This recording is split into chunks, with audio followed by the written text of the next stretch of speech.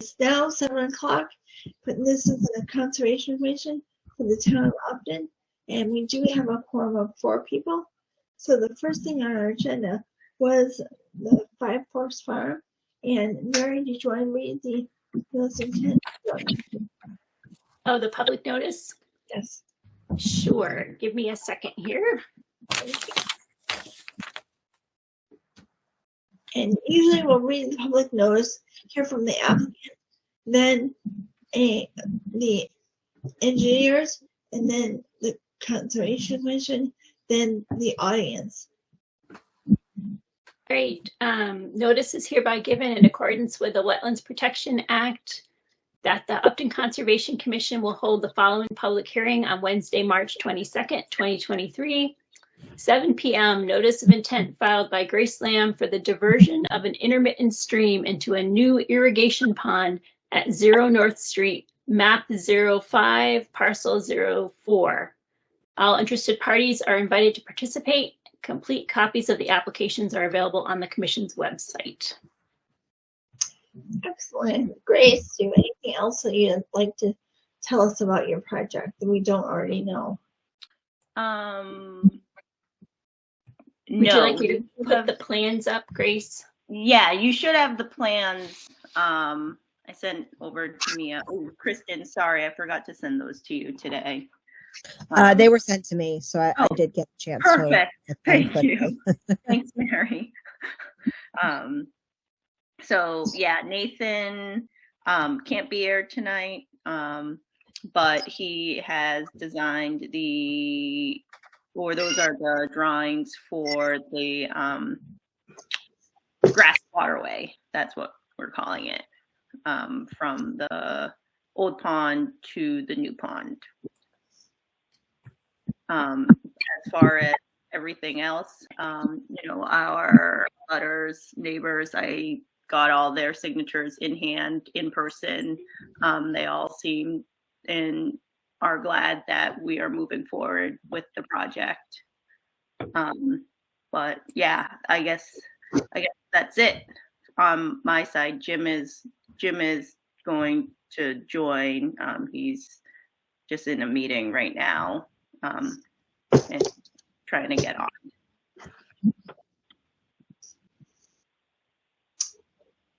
Okay, thank you. Mary, did you have any more information right now?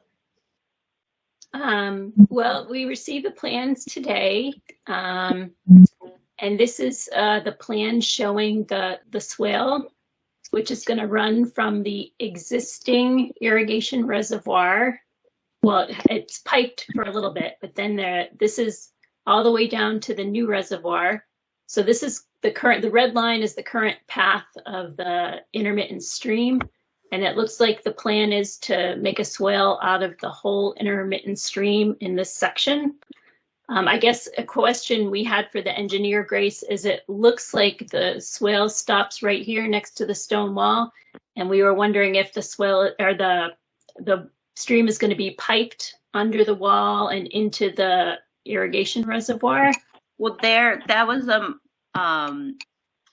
method under contention right now, not contention, but they're waiting to hear back from Cultural Resources. They wanted to see, they were getting checked by the state office on that. So it's either,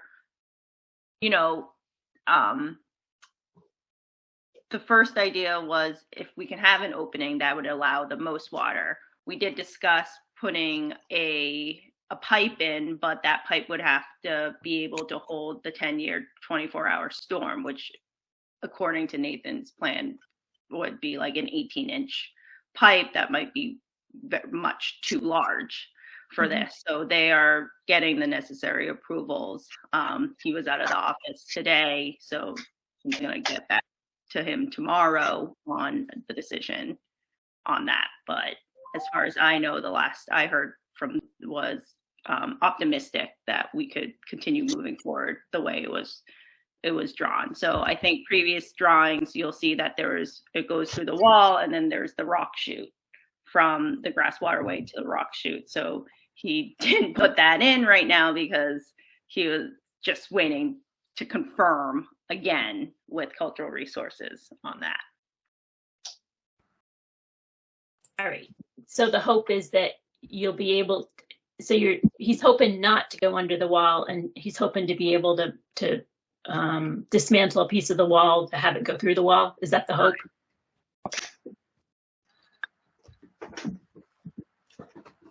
All right. And then the other question I had for during the construction period, I saw in the notes that the swale, they're going to construct the swale and then leave it with no water in it. They're going to divert the water during the construction period, which sounds like a good idea so that the grass and everything can get established in the swale. But I was just wondering where the water was going to go, how they were going to divert it. So in Jim's construction, from my understanding, is we're going to do the whole pond first, right? And then the last part is to open up the swale. That right now, if you went to look at it, Mary, I don't know if you saw, but for the most part, it's already grassed. Mm-hmm. Right, except for the southernmost side probably has more of the invasive stuff in it. So in constructing that, Jim and I discussed, we'll be pretty careful here. If we don't have to mess up the grass right now, we won't mess it up.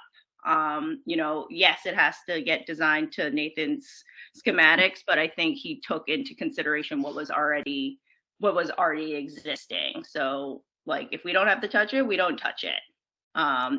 There are those big rose, there's bittersweet and like multiflora rose on that south side that I know we're gonna have to remove. And then I know that there's like that big willow that is just falling, like the branches keep on just falling down, that we'll probably have to remove. But yeah, like any way to get the water from point A to point B with the least amount of erosion. It could be done in steps. If you wanted to, like, we divert it, grass an area, then push it back, and then redirect the water back into the area that is established. There's a lot of different ideas that can happen. I think it's just one of those projects where you have to see what happens, and then it's sort of like farming, react to what you see is happening and then make a plan to go forward. Mm-hmm. Grace, if I can jump in here. One of the beauties of digging the pond first is that it ultimately gives us a fantastic settling pond for any sediment that happens during construction. So that's why when I kind of explain some of our SWIP measures, we divert the water around the outside of the pond. We don't want to put water into the pond. We want to do is the least amount of disruption as we can to keep the water out of our way. Ultimately, we dig the majority of the pond and then we divert it in as basically the last step. And what happens is that we now have roughly a 2 to 3 week filling period while that pond is not overflowing. It's not going over the spillway and running downstream of us. And that is a great time for us to do any disruption that we're going to do between the two ponds, get that riprap spillway built. It really, by not letting the water leave the site, you couldn't ask for a better situation. So that's why we typically build a pond first with water diverted and then open that water back up and send it into the pond. Just a note, Grace Brownell is doing our minutes, so she needs to know everyone's names. So that was Jim Latanzi. Yes. Just spoke. Okay. And any other comments about the project? Please just tell us who you are and then make your comment. I have a few more comments, Chris. So when I was looking at the numbers, it seems like they said that there was going to be 600 square feet of land underwater disruption and 250 feet of bank disruption. And it seemed to me when looking at it that this only applies to this section of the intermittent stream, the upper section. And if we go down to the other picture, which shows, now this is still the, so here we have the upper section of the stream. There's the stone wall, and the red line is still the intermittent stream. And so the irrigation pond is going to be sitting on what is now the intermittent stream. So that part is going to be disrupted as well. So I think those just numbers need to be updated in the notice of intent. It's my guess as to include everything, all the alterations. I had another comment about, I did go out to look at the wetlands. And this is, atypical of what we get for wetland delineations. The NRCS looks like they give a determination, which is fine. I imagine that's what you usually do, and that's a standard protocol, but it's not what we typically see here for conservation for a wetland delineation, because there were no flags in the field. So for me, there was no way to really verify what they had done. They submitted a map, which I can pull up, which shows, what they determined to be wetland. But just from my looking in the field, it seemed like perhaps, especially if you look at the map here, you can see there's existing now, there's kind of a low area right here next to the stream. And it's quite possible that much of this is BBW. So I think to be aware that when we're looking at this, there's alteration to the stream. It's likely that this is BBW. It's the middle of the winter, so I go out there. There's saturated soils, some unidentified grasses, but then a whole bunch of sensitive fern, and there were hydric soils, a few hydric soils as well. So that area, and I don't know that was included in their determination. It looks like it wasn't, this section. So that was just comments that I had. Because this is a limited project, maybe we can look at that very closely, but that was just something I noticed. Let's see, what other comments did I have? It seemed like the erosion controls that they mentioned would be adequate. Here you can see they have silt fence here. They have silt fence here, and from the plans, it looks like they're only planning just a silt fence and not necessarily a wattle. And I was thinking that for this silt fence, you should probably have a compost filter sock as well. Jim also mentioned, or whoever wrote the narrative mentioned, using check dams. I imagine that was for up here or for down here. That sounds like a great idea. In favor of that, but not using hay bales for check dams, just the straw bales or compost filter socks. Understood. That was me that wrote the narrative.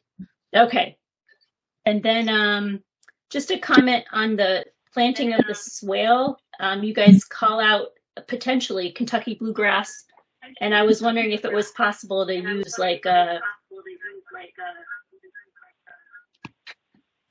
I wonder who needs to mute themselves.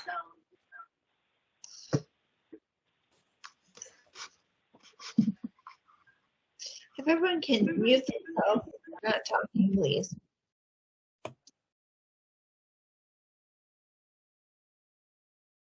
I was thinking perhaps maybe you could use something like a wetland plant seed mix for the swale. Possibly, I don't know if it might cause too much growth that would impede the water. I wouldn't want to do that. And then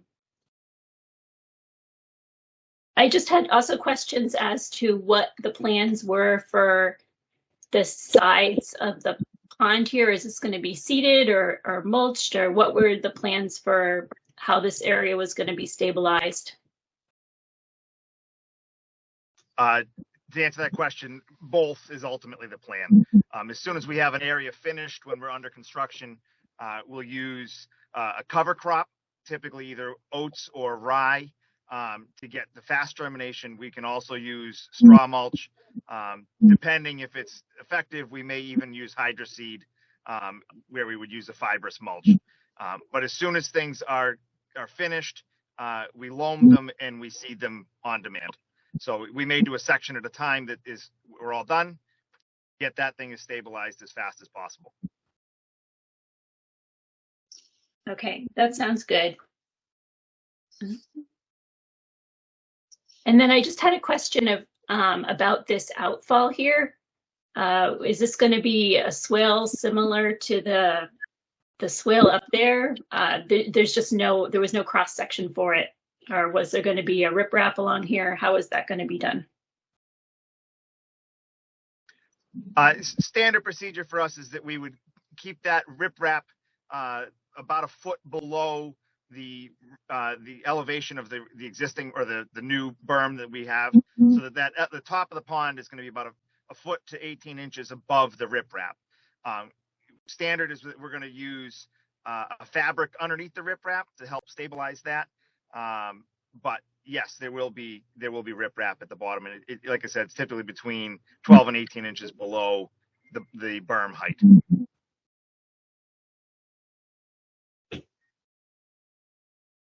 All right, and then I guess there'll be at some point there's a junction between this part and then where the stream used to be, or then the stream that's not been altered.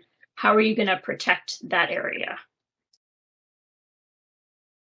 Out the door, that's where we would install check dams, so that if we have any issues during construction, we would then have at least a step, a tool in our box to use.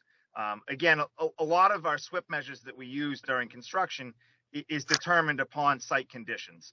And so, we're going to, out the door, we do what is necessary for what we're expecting. But if we encounter anything, say we have heavy rains coming in, we may take extra measures, which may be including building more check dams, other types of stabilization measures. If we've got, a lot of open soil, we'll take a bulldozer and we track back and forth.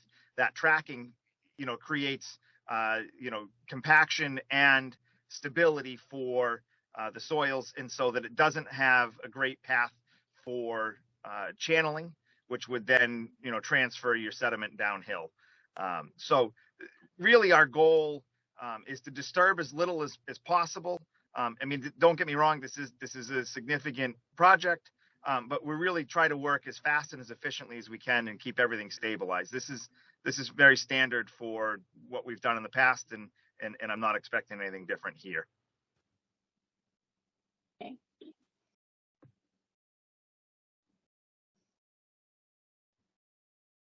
This is probably should have come up a long time ago, but I was looking at the original drawing that you guys had submitted of the pond, and it was actually kind of it was not like a square pond like this one. It was kind of natural. It had several edges and curves on it, and I know this might be too late in the process to ask, but I think it would be more aesthetically pleasing to have a pond that wasn't square and maybe could look naturalized in, like the existing pond looks pretty much like it's been naturalized in. So that's just a comment, and it may be too late in the design phase for that, but it seems like it would help. I completely understood. In any situation, we don't know what we're up against until we move that dirt. So we may have underlying ledge that we encounter. There may be other factors. And so I agree with you 100%. Typically a little more variety to the edge is nice. And I can assure you that my job here is to make this thing as aesthetically pleasing, but also as functional as possible for Grace. For many reasons. Obviously, the goal here is to hold as much water within this footprint for a reservoir for her, but also to make sure that there's an ease of maintenance so that we don't have continued issues with the invasives. But again, site conditions tend to dictate. When we have something that's very prescribed, sometimes that can cause increases in cost because we spend too much time or too much money trying to make it exactly as is to plan. Typically under agriculture, the goal is to do this as cost effective and as efficiently as possible. And so a lot of times site conditions will determine that, hey, maybe we stretch it this way a little bit, and we kick it back a little bit here. But I'm not expecting too much for deviation from the plan that Nathan has designed. But again, site conditions quite often dictate some last minute changes. Again, if we have anything that we encounter that is concerning or drastic, clearly we're going to consult with the engineer of design, and Nathan's going to be involved in this process, as this really is his design and project. I'm just helping to implement this for Grace. Thanks, Jim.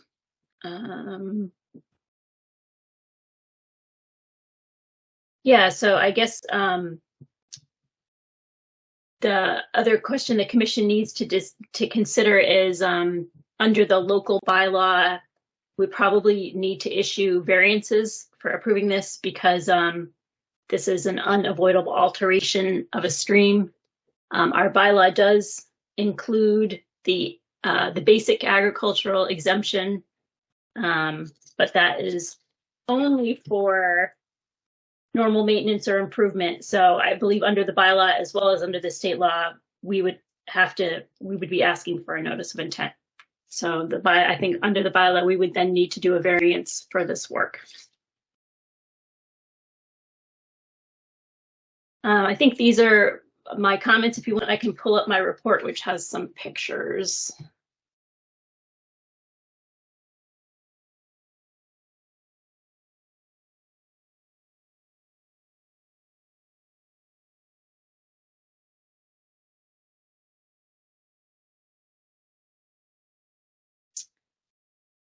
So this is the wetland below the stone wall, and you can see this is the intermittent stream. You can see it's pretty flat here and likely BVW on both sides.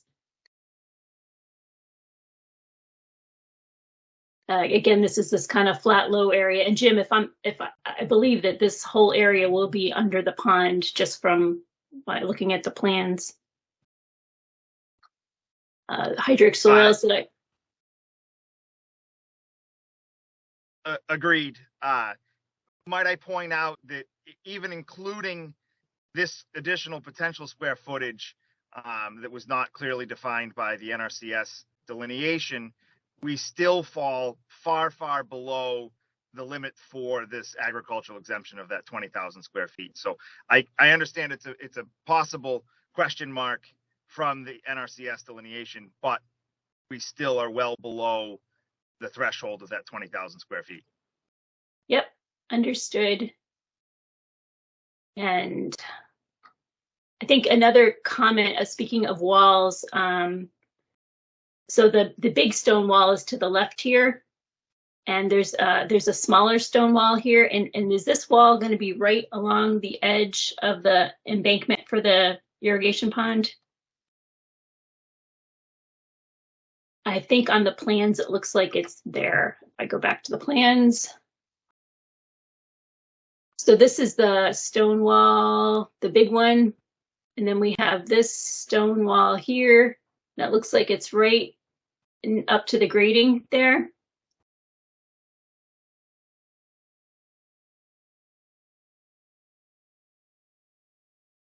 That was the intent. Yeah, that was the intent. Because we know with NRCS you can't really move the walls, so there's really no need for it. We shouldn't be disrupting the wall at all. Right. Okay.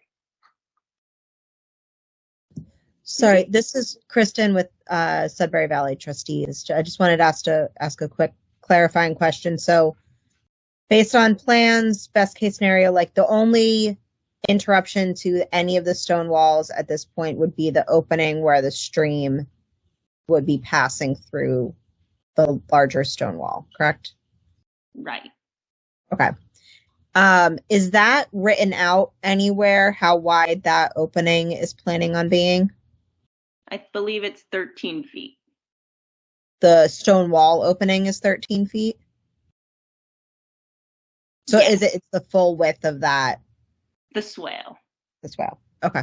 Because the swale was designed to capture like the 10-year or the 10-hour or 10-year 24-hour storm. Okay. That's how Nathan designed how big it needed to be. And if it was the pipe, it would be even wider? Correct. Okay. Thank you. Okay, this is Mike Penko. I have a couple comments. Some of them really deal more with the conservation restriction, and others deal with the wetland permitting. To pick on what Kristen was saying about the stone wall, the large stone wall, the wide stone wall. I'm looking at the original plan that was submitted, and it appears to me, a few weeks ago, it appears to me that the swale missed that stone wall. Can someone speak to that? Why was the swale relocated?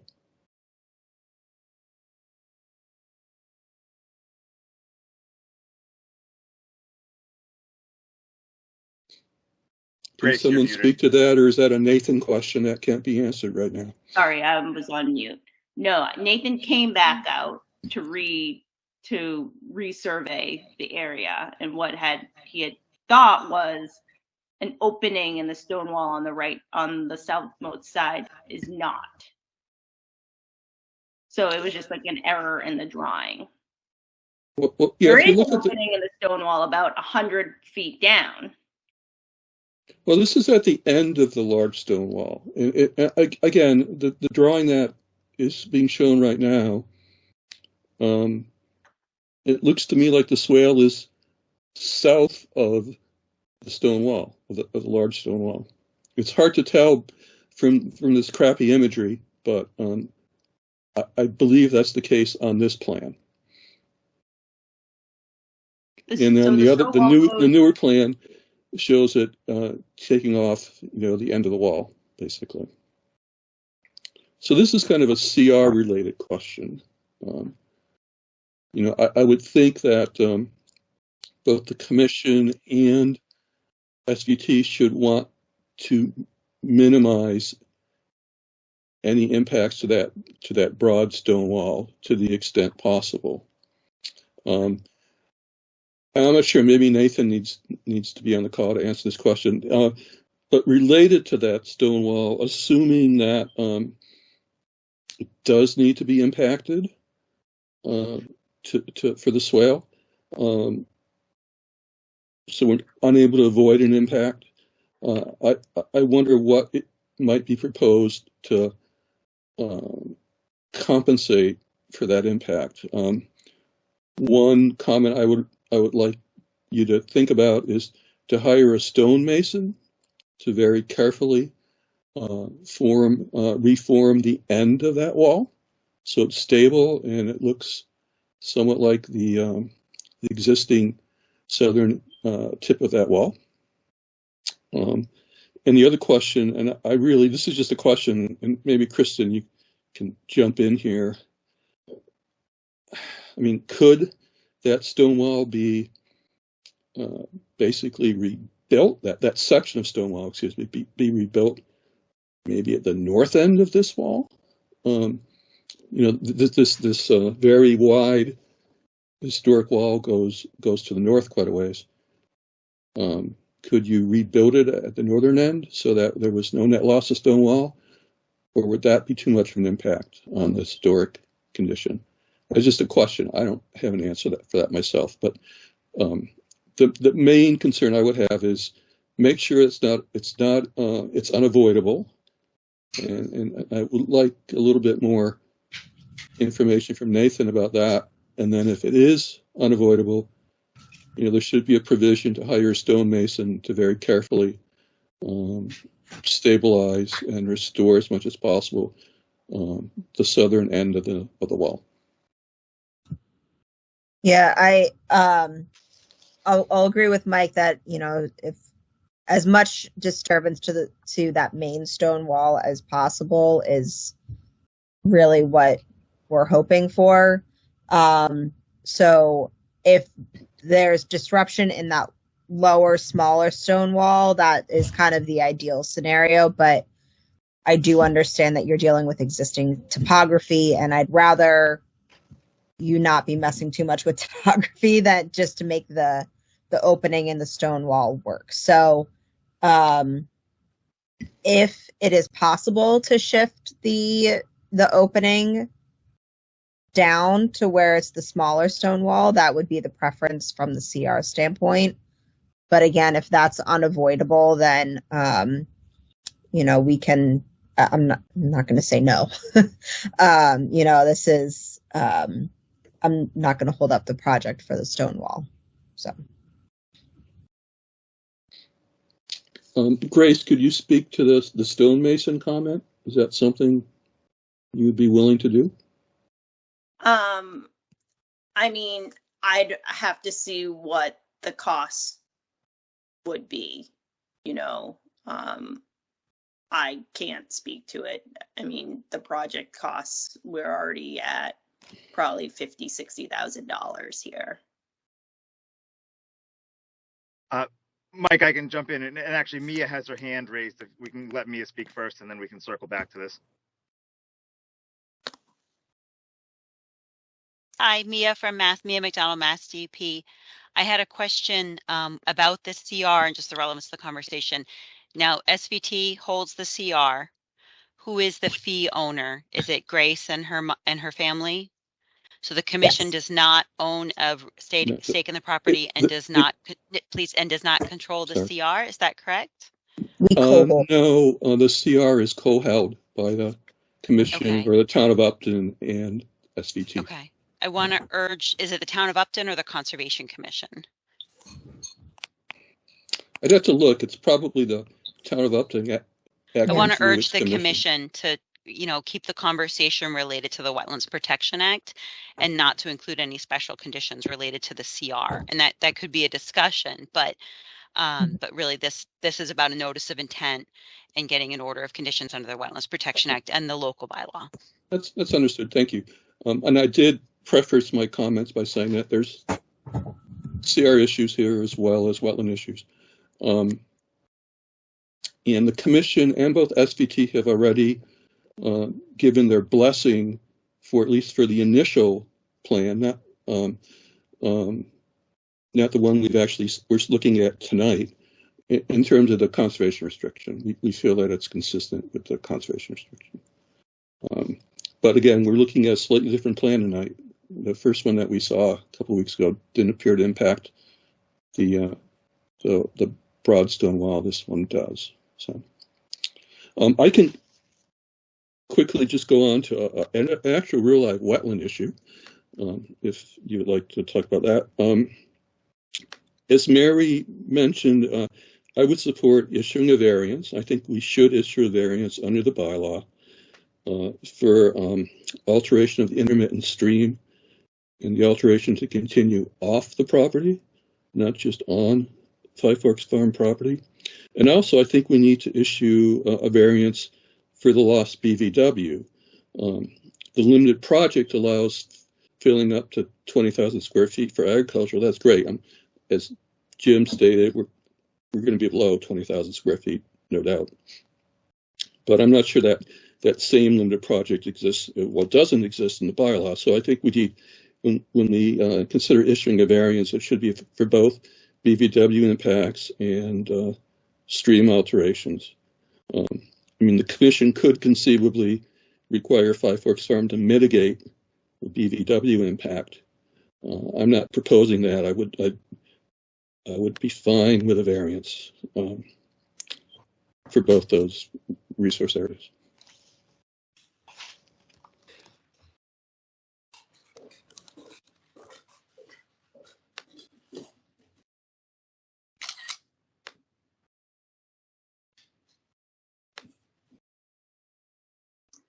Okay, does anyone else have a comment about the project at this point? I have a question, Chris. I guess it's for Grace, but Grace, for this season, is it too late in the season to be able to tell if, given, if it was a predictable summer, would this be too late in the season to tell if the pond is working, or would you need a full year to really assess that? No, we definitely need the pond. I guess, David, I'm like, if the pond would work, or if we would be fine without the pond. Oh, no. I'm saying like once it's completed, would it be too late in this season to tell how it's doing, or would you need a full year to really assess that? No, we'd know right away. You know, the pond is, I forget how many millions of gallons of water. So once it fills up, it's accessible, right? It's already going to work. If it has water in it, it works. You know, I think, yeah, we will be able to see how many times we can continue to water when we otherwise, like, I know how long those pumps are going to run in the new pond, where otherwise we wouldn't have even the capability or, you know, even that option to water, if that makes any sense. Yeah, absolutely. So I guess I'm wondering, you know, for everyone to like, is, you know, going forward in the next few years, you know, would we have some sort of assessment on whether this worked, or 5 years down the road, if it's not quite filling as expected, you know, would we need to revisit this? Or? I mean, I guess I can jump. Sorry. Oh, go ahead. Go, Grace. I was just gonna say, I can tell you from a farmer's standpoint, having water in your pond is like having a whole bunch of money in your checkbook. When you don't have any, you're scared of it, and it impacts the day-to-day operations. And if you can, do we plant this crop? Do we not? When you have that water in your reservoir, it makes all of the difference.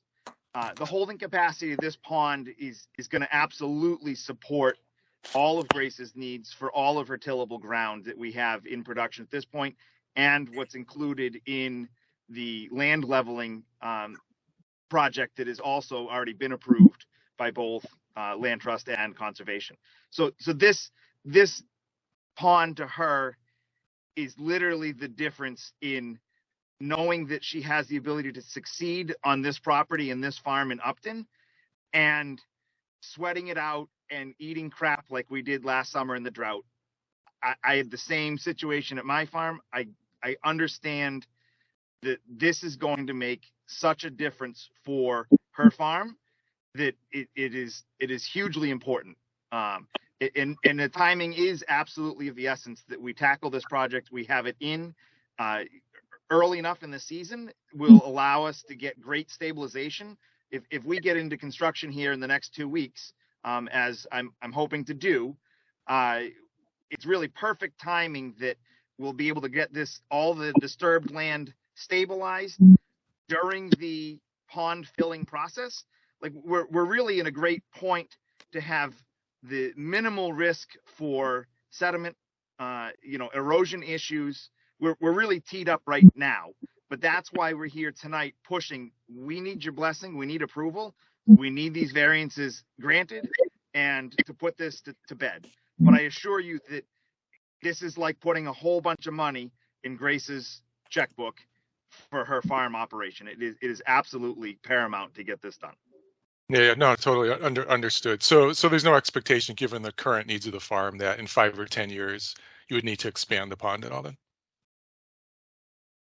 No, this is sized that if we planted the whole farm, we've already planted everything out back, but if, with the leveling project, if we planted all of that too, this pond should be able to satisfy the whole needs. Well, in a drought. In a drought. Thank you. Yeah.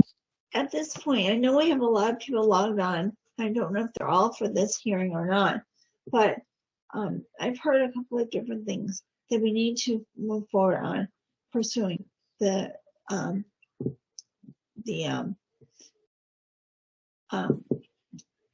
easements or the applications for the variances from conservation. And I don't believe the DEP number has been assigned yet. So we can't close the hearing until we have that number. Chris, So- there is a DEP number, Chris. Okay, good. What's the number, Mary? It's a 311-809, and there were DEP comments on there. Okay, thank you. The comments were about the narrative, I believe. Okay, I think it's been covered. Okay, perfect. Is it So- time yet for public comments? Yes. If you Yep. just tell us your name and then whatever your comment is. Sure. Great. So thank you very much. My name is Sandy Furman. I live over on the other side of town on Pearl Street, but I have friends on North Street and I visit there, and I have actually been to the farm. I'm not hearing otherwise, but I'm very hopeful that the project is approved. I think it's important that Upton continue to be more than just a bedroom community with a few retail establishments. I think having some dwindling, but some working farms is important to our community.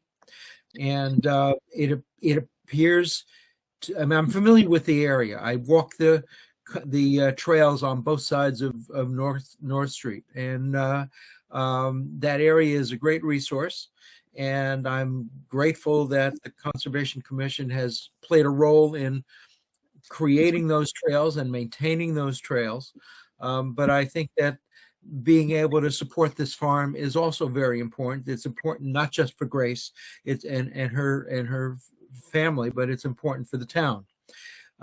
It appears to me that this has been a lot of money and thought has been put into the project. The engineering's been done. I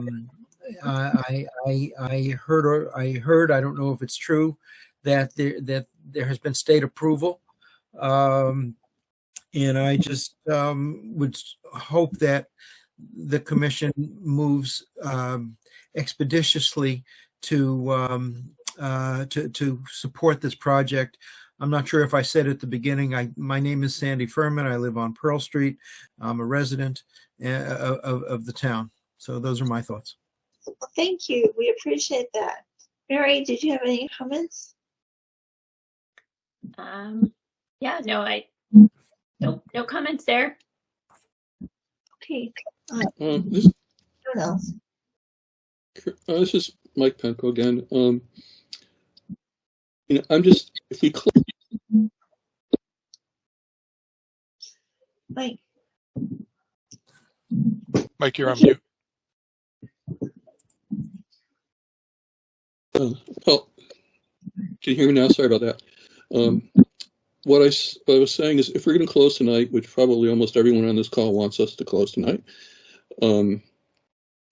it does seem to me that we're missing some information, and I'm wondering how we could handle that. We don't have a cross section for the outlet swell. Mary identified it, and we also still don't know whether it will be possible to avoid the southern end of that stone wall. We don't have an explanation from Nathan about why we need to take out that corner of the wall. And that's, again, more related to the CR than the wetland issue, but we have to be thinking about the CR as well. So, Commission, be thinking about, can we close this with some conditions that would require some further information, which is something we just don't do normally. But is it something we want to make kind of special case here? That's about it. The other thing I just want about the outlet swale, I had written a note and I forgot to mention it before.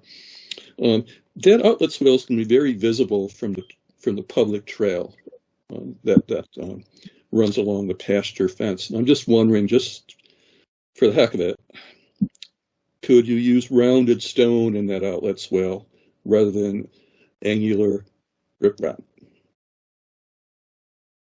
Question for Jim, I guess.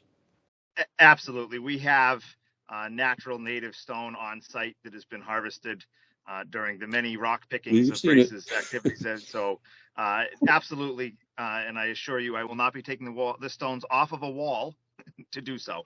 They will be out of a pile, but that's an easy thing for us to do, and I have no issue with that. Okay. Thank you.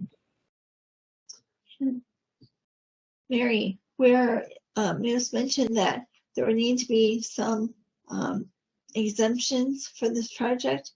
Do we have to apply for those, or can we put that in our conditions? You just need to vote on them tonight. So you would need to, if you were ready to close the hearing and issue the order, you would do that. But part of that would be voting on a variance for, and Mike thought too, for the alteration of the intermittent stream and for loss of BVW. So with further commission, are people ready to close tonight and vote on those two items? Let's hear people one at a time.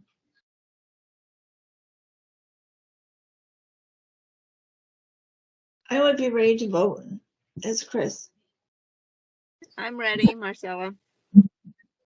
I'd vote Tom. I'm ready, Sandy. I'm I ready. would too, David. Sorry. Yeah, I'm good with that too. Although I would like to have a little discussion about the CR as well, maybe after we close the hearing. So with that said, Grace, would you like to close this hearing? And we would issue the order of conditions within, Mary said 21 days? Yes, please. Okay, so let's take a vote for the commission to vote close the hearing and issue orders of conditions. Chris, aye. Well, wait. This is Mike. I'll make a motion that we close the hearing. Okay, and do a second. Second. Okay, Chris, aye. Tom, aye. Alan, aye. Mike, aye. David, I. Sandy, aye. Marcella, aye. That's a unanimous vote of the Conservation Commission. Now, Mike, did you have questions about the CR? Well, yeah, most of them were kind of brought up earlier. It has to do with the wall. I personally think we need some assurance that the impact of that broad stone wall is minimized. I did, to answer Mia's question earlier, I took a quick look at the CR, and it is Town of Upton acting through its Conservation Commission. So, and both SVT co-holds it. So, you know, Mike, I would. I'm sorry. Who's that? That's Kristen. I was going to just make a proposal about the stone wall, Sure. if you don't mind. If Nathan could send us a written explanation for the location of the proposed opening in the stone wall, and just sort of justification for where it's located. And if he could assess shifting it down to that, so that it's not the thicker main wall that runs parallel to the road, if he could provide an explanation for why one option is better than the other, I think that would satisfy SVT's concerns. We just want to make sure that there's a rationale for the location and that efforts have been made to minimize the damage to the stone wall. I think for one, I went out to look at it today. That is the current flow of the water right now. It flows right into the stone wall. It goes through it at this point. So, with the efforts to do the least minimal, impact, I believe, and I can ask Nathan, could I request that if people have questions for Nathan can never join on a Wednesday night. He's always booked. So he'll never be able to come to this meeting or a meeting to show up in person. So if there are questions that the conservation or SVT or anyone has, he can address these within business hours. He'll never be able to attend this meeting. Chris, to Grace through the chair, CHISA will be issuing an order of conditions with some conditions, and some of those conditions may require Nathan to provide us with additional information. So in a formal way, he'll be asked for something. For example, Mary identified, cross section of the outlet swale. We're going to want to see that.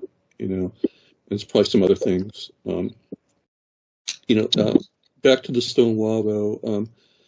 If the commission feels it needs to hold another vote regarding the conservation restriction and the whether or not this project is allowable based on the condition, since new information about the stone wall, I would just ask that we strongly think about having a stonemason be a requirement. I actually own some property, Grace, right north of you. There was a really beautiful barn foundation. The corner of it had failed. I hired somebody for not a whole lot of money, a professional, to come in there and rebuild it, and it looks wonderful. There are people around who can do that, expertly and not for a huge amount of money. So.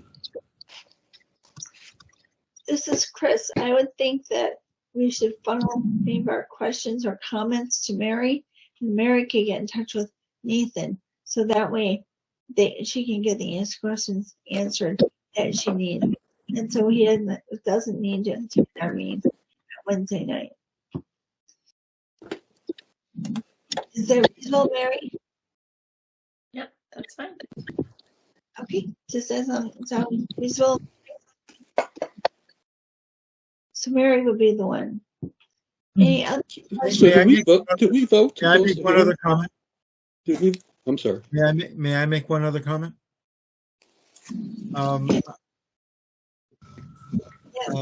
My last comment, or my next comment, is that I would hope that the project is not significantly delayed over the issue of the wall.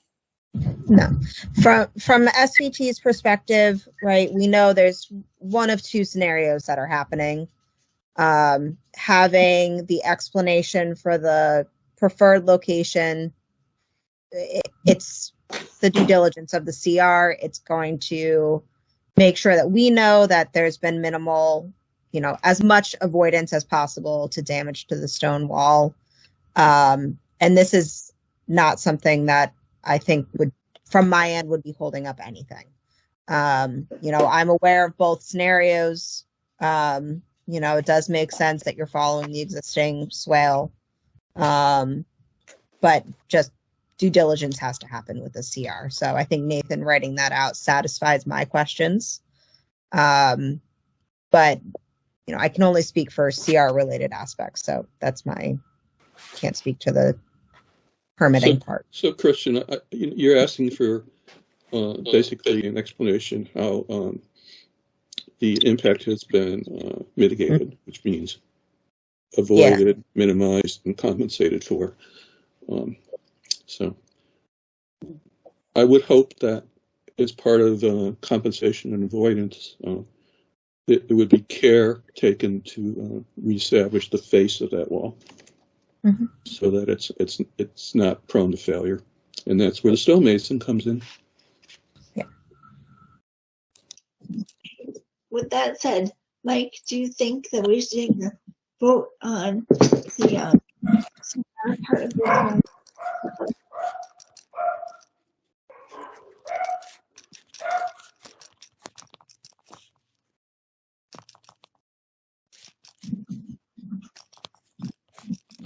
Chris, I'm sorry, I didn't hear what you said. Should we take a vote on the CR part of the wall tonight? It's up to the commission. Have we closed the wetland hearing? Yes, we did. We have. Okay, I just want to make sure we did that. And then we'll be issuing an order of conditions. Mary will come up with just so Grace knows. Grace is still on. Mary will draft up a draft order. The commission will probably review it at our next meeting. and then vote to issue it at that time. I would like to see what the commission thinks. Since we're all here, I'd like to see what the commission thinks about the stone wall question. Should we ask for stonemason? Should we ask for the wall to be relocated? The 13-foot section or so that is going to be removed, potentially, if it can't be avoided. What does the commission want to do about that? It's a 200-year old, probably 200-year plus old stone wall. It's probably the most impressive stone wall in the whole property.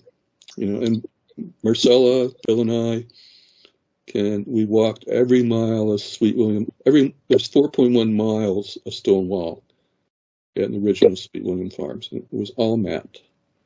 And this, in terms of an interior wall, is one of the most impressive. So. Mike, this is Chris. I would vote that we should have the stone wall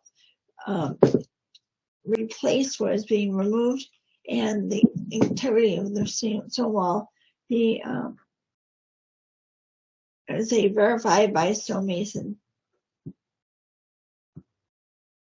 And let's hear from anyone else on the commission.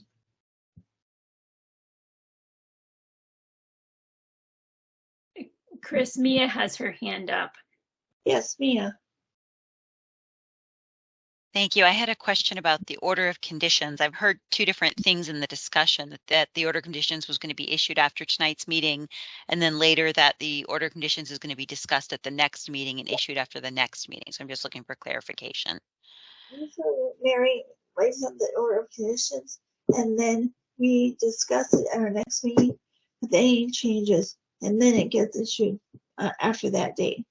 So it should be the day after our next meeting. Thank you. Oh, you're welcome.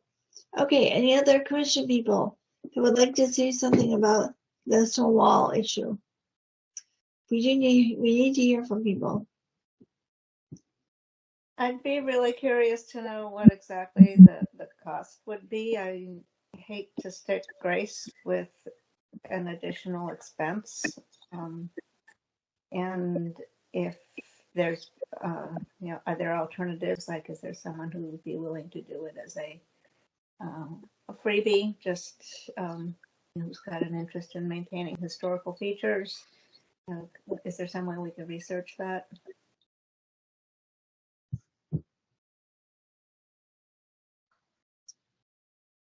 If I can jump in here and just reiterate something that was discussed with Nathan previously. When we talked about, Mike, you had asked him regarding a spillway and having splashboards. If you remember, Nathan's response was that design is based to be the least cost to the farmer. So we're going for the best bang for our buck. As you just said, there were 4.1 miles of stone wall on this property. We're discussing a 13-foot section of 4.1 miles. I'm not trying to reduce the importance or significance of this section of stone wall. And I, as the contractor, can assure you that I will do as little disruption as possible. And there may be ways that we can help to shore this thing up. Again, I also have some ideas regarding what we talk about is on-site. Site conditions allow for different things, and impact on that wall, and it's a discussion that I would have with Nathan, but currently the water is flowing through the wall. I'm not positive that we even have to remove the wall because the water will find its way through. So again, this isn't a discussion that I've had with Nathan yet, but I'm not opposed to trying to leave it if it's at all possible. And I do understand that it's visible from the trail, looking back to the north of the property from the trail, but it is also not visible from the street. But again, I promise to do the best thing that we can, but it is a small section, and it was designed as a least cost for probably most likely the minimal amount of earthwork upstream. to channel that water where it is. So are you Chris, simply asking us to trust that you'll do what you'll minimize the impact, make it non-existent if at all possible, and we'll just have to, have faith in that and then deal with it after the fact if there is a problem? Or, I trust in your ability to make this make it work, but I guess we're looking at the possibility that it may not. And yeah, it's 13 feet of wall. It is, as Mike mentioned, it is the single most substantial wall in this town. And it really, to lose even 13 feet of it is something we'd rather not have to do. So I think it's a strong enough wall that it can withstand water flowing through it, as you said, and can probably withstand whatever work you end up doing. But I think what Mike's looking for is some assurance that it will be put back if there is some damage to it. Thanks, Marcel. If I could add just kind of a comment on what Jim said. That wall is visible from the road.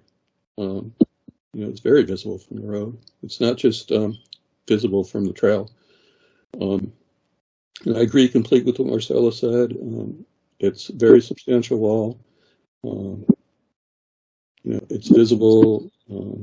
It's a remarkable wall, really. And I think, efforts should be made to preserve as much of it as possible. And honestly, I don't think the cost, well, if you can find someone to do it for free, that's super. I don't think the cost of having a stonemason out there for a day to just carefully reestablish the face of the wall, if the wall does need to be taken out, should be. That's not an unreasonable request from the commission or SVT to make. Not at all. Yeah, I think, this is Tom. I think if you can leave the wall, you should leave the wall.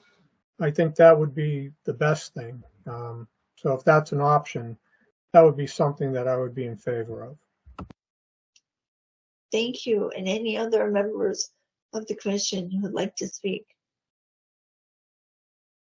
I certainly don't want to see this hang up the project. So that's definitely the priority is to get this project moving. No. Chris, Marcel, I agree with that. I actually just like to make a motion, and it's going to be, we don't really have enough information right now to close this discussion because, as Kristen said, we need some information from Nathan regarding avoidance, minimizing the damage to the wall. And we're not going to have that to our next meeting. But I would just like to make a motion that the commission recommends Grace take all, or Five Forks Farm takes all reasonable measures to mitigate for impacts to the stone wall. And mitigation includes avoiding the impact, mitigating the impact, minimizing the impact, and compensating for the impact. That's the three components of mitigation. You avoid, minimize, and compensate. So that would be my motion. If I may say something again, the wall's important. Grace's farm is important. And I think it's been made very clear that time is essential here. And I would hope that the project doesn't get delayed necessarily and unreasonably. And I would also respectfully suggest that the notion of hiring a mason, getting bids from a mason, adds both time and potentially substantial cost to the project. So I just hope that everybody takes those things into effect. Chris, point of order. Okay. I didn't made a motion. The next Second the motion. Motion's been seconded. Thank you. And then the commission discusses it. I appreciate your point, sir. I disagree with some of the things that you said, especially around cost. And certainly no one wants us to delay the project. But anyway, so it's the motion has been made and seconded. And What's I next? Discussion. do we have any discussion from the members of the commission? Hearing none, let's do a voice vote. Mike, the vote, what was your statement? Well, the motion was basically, just to paraphrase this, to ask Five Forks Farm to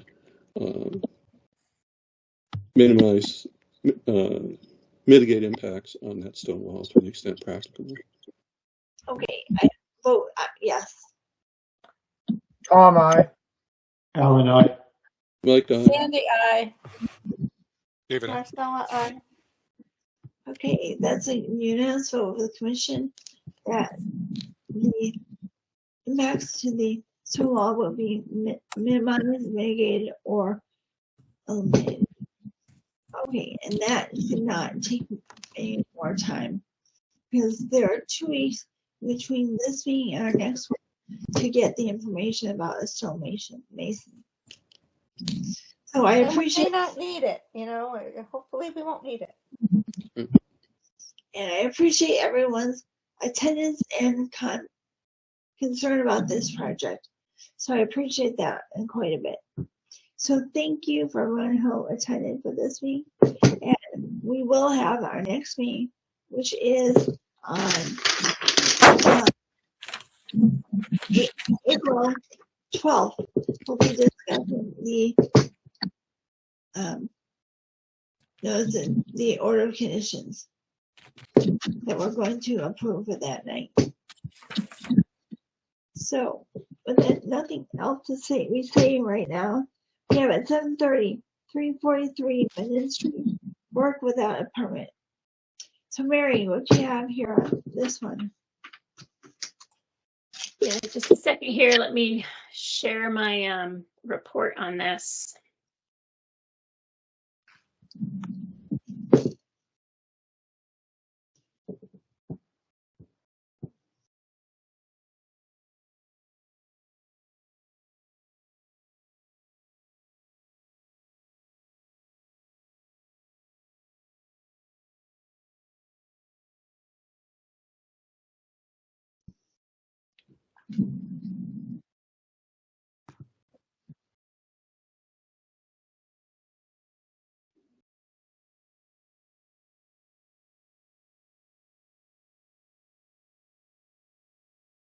All right, so the history on this is that we had noticed this work being done at 343 Menden Street. It's extensive work.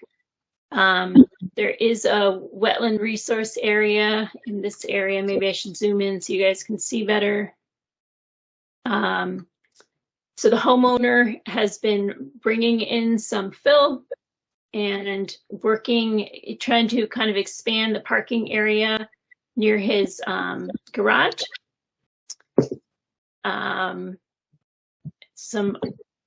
This is another area. There's just a lot of work going on in this site. This is behind the house. And further back here, there is a pond. This is next to his garage. He's doing there's a lot of work. This is a road going back toward the pond. Some of this is within the buffer zone, some of it's not. This is on one side of his driveway looking into an area which we couldn't tell off right away whether it was wetland or not, but potentially wetland. And this is again looking at the main kind of wetland area in front. There were flags further down, not too far from the edge of the fill. There's potentially fill in the wetland here. And then in the rear of the property, there's a pond, which work has been going on right up next to the pond. And these boulders are new. It's my sense. You can tell that from aerial imagery, which I'll bring up later. Again, edge of the pond, this area has been cleared. of vegetation, and this area has had more alteration. And this is an area, this is disturbance that's near the pond, within the 100 feet of the pond. All right, so this is aerial imagery of the pond. This top picture is from 2022, so about a year ago. So some of the work that we've seen has not been done yet, but the work in terms of the boulders along the edge of the pond, that had been done, and I think some of the clearing here. And then this is from 2020, so 2 years before this other picture, and you can see that the edge of the pond is very natural there. There's very little disturbance in here through the trees.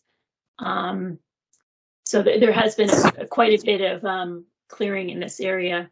This pond is listed as a potential vernal pool on the state listing of potential vernal pools, or it's mapped as a potential vernal pool. So Matthew is on the call tonight. He's the homeowner. We've talked with him, and we've asked him to set up silt fence, and he did that. If I can find his lovely pictures. I asked him to set up silt fence in the front of the house between the dirt piles and the wetland, and he's showing how he nicely trenched it out. So he dug it in, which is great. And then he's got the silt fence and the wattles up along the work. And we have asked him to stop work. He has agreed to that.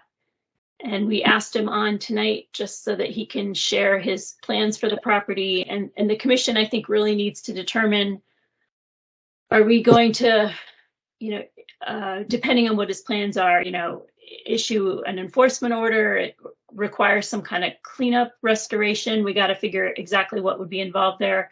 Or if his plans are significant enough, maybe, there's cleanup and enforcement, and maybe there's an NOI to go with it, depending on what the significance of his plans are.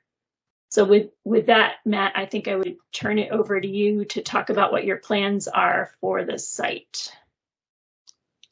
Thank you, Mary. Hi, Mary. Thank you. Thanks, everybody. My plans for that is there's some erosion around the right side of the garage where you can see the excavator is right now. And just extend that out a little bit to prevent further. And kind of just extend the driveway. I don't know if you can see the shed there. Maybe in the next shot. I don't know.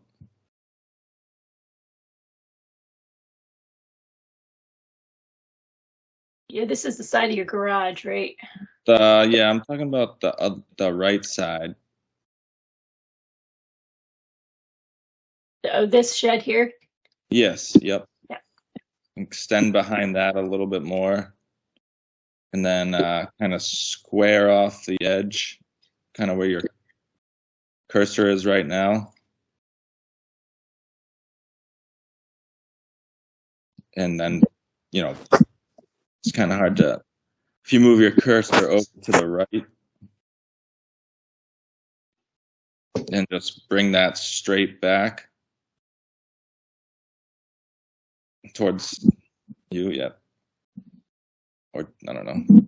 Yeah, right there. Kind of just, square that off and then pretty much be done with it. So Matt, and we talked about this when we were on site, the fact that there's trees here that have been buried by fill and probably will be lost.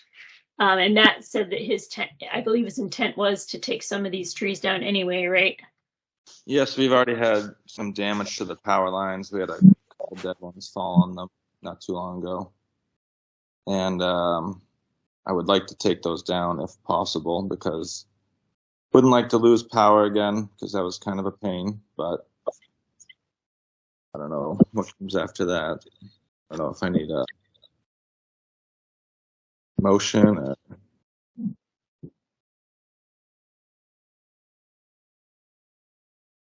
Yeah, so I have not had a chance research this property as much as I wanted to this week. I believe there may be an old filing, at least on the neighbor's house, which we could look at the wetland line. I guess my sense is that the fill is pretty close to the wetland edge, although I did not try to do an official kind of determination. And I think a question, remains to the commission is, how close would we want the fill to go? This house, I believe, is pre-2004, so it would not be subject to the bylaw. And what other kind of, what limitations we would allow here? How much, if he would have to pull it back or not? It's just kind of things for the commission to think about. Mary, this is Chris. I would like to see a plan that shows where the soil is right now and where you would like to put it in the future, not just into a tree here and a tree there, but a plan that shows dimensions and then shows where things were before, where the new fill is, where you want the fill to go. That would be very helpful. Okay. Yes, I can draw it up. Absolutely.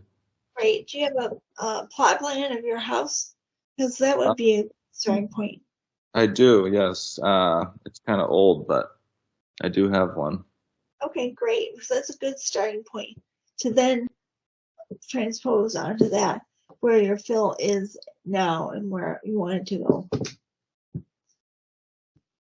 Yep, I will. Yep, absolutely. Do you also have something about, because the pond would be very important to look at as well, especially with it possibly being a vernal pool. Okay. Excuse me, this is Sandy. Was there a wetlands filing on this house when it was built? That's one thing I wanted to look into. There wasn't anything obvious in the database, but I believe this house is pretty old, right? Matt, do you have the year of your house? It's 1978. Right. So if there were one, it would be in the old files in the basement. Okay. So I need to research that. Well, we know what the original boundaries were if we had that. Right.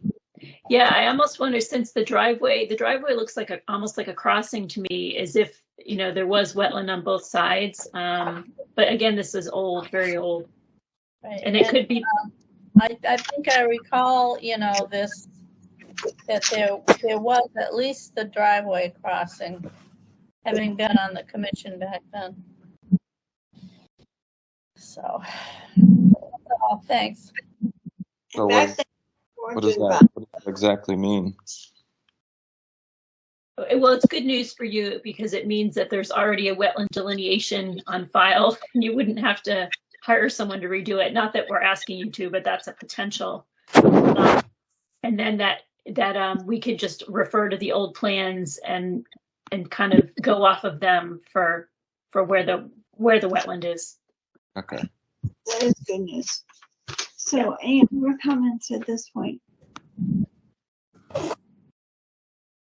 As I would say, Matt, do any work on your property, and we will put you on our next meeting, and then we can look at and see what we can find. And Mary, should this have an enforcement order on it? It probably should have. I would say there needs to be a paper trail for this. Yes, an enforcement order. Yep. Enforcement order, both things. So it's two. One for near the house wetlands, and one for the pool area. We have a motion. I don't know if it's just me, but your microphone is breaking up pretty good. Mine. Can you hear me now? That's better. Okay. So what I said, this is Chris, that we should make a motion to issue an enforcement order for the work near the house with the wetlands.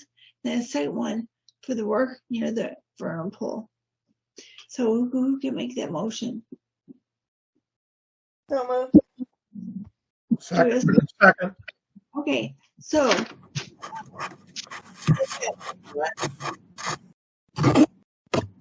and then Tom,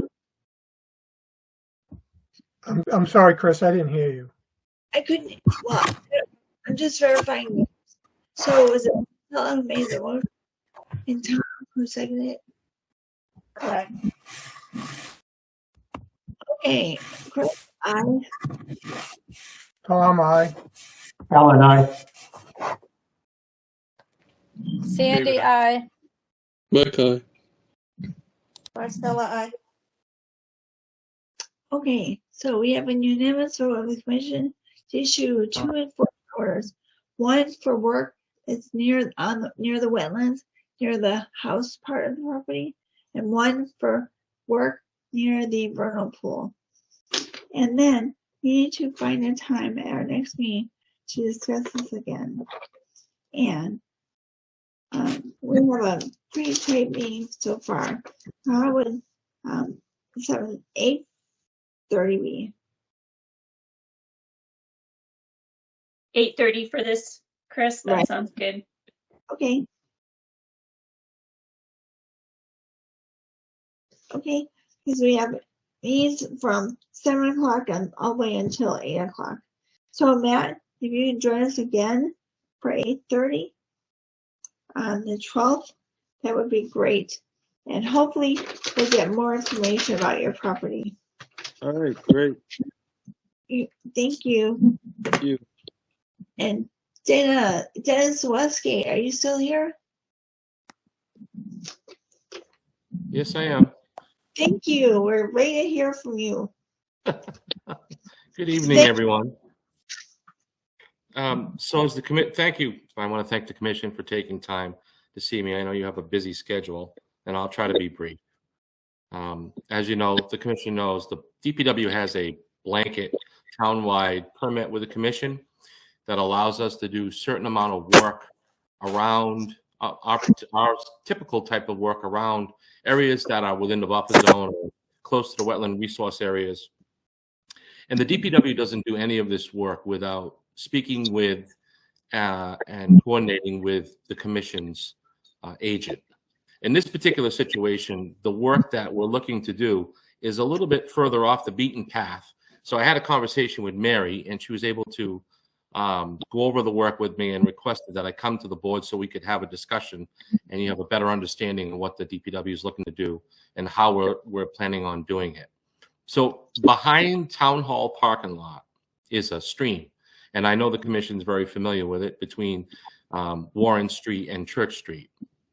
This stream eventually dumps into a stone culvert right there at the corner of the Town Hall parking lot. And from there, it enters a 48-inch reinforced concrete pipe that travels underneath the lawn in the corner of Main Street and 140, crosses 140, and goes down Grove Street past the library, and then dumps off to the right-hand side of the Grove Street Bridge, where the outfall is located. Hundreds of feet, this pipe is, with 3 manholes between Town Hall and there. And we noticed not that long ago, over the last year, a lot of dead wood has accumulated alongside the stream on the flat area, the lowest portion of the ground next to the stream, including a dead tree that has obviously been dead for a long time, and the wood is very dried out, and there are large limbs. Part of the tree is in the stream. Now, the DPW wouldn't normally be concerned about something like this when we see it on the side of the road or in a wetland resource area, unless it looks like it is going to become a safety hazard. And in this particular case, our concern is a lot of that wood is extremely dry and buoyant, and we're coming up to the wet season of the year. And we have seen that stream come up onto that flat area on occasion. If it carries that wood into that culvert and it blocks that pipe, then it becomes a safety hazard to property and life. And we have to take that stuff very seriously. So our goal was to simply remove the dead wood in that one particular area all by hand. with the obviously with the assistance of chainsaws, but no equipment. If we simply wanted to go in there with chainsaws and gloves and cut everything up, and we were looking to take the backhoe and place it on the parking lot that is owned by the church, and it is close enough to the stream that the back end of the backhoe could reach over the stream and grab some of the larger logs and lift them right over the stream and into the back of a dump truck in the parking lot. So it is the least intrusive way we can think of to clean that area up and not create any disturbance to the wetland resource area. And we were looking to do that as soon as possible because April is around the corner, and that's usually one of our wet seasons.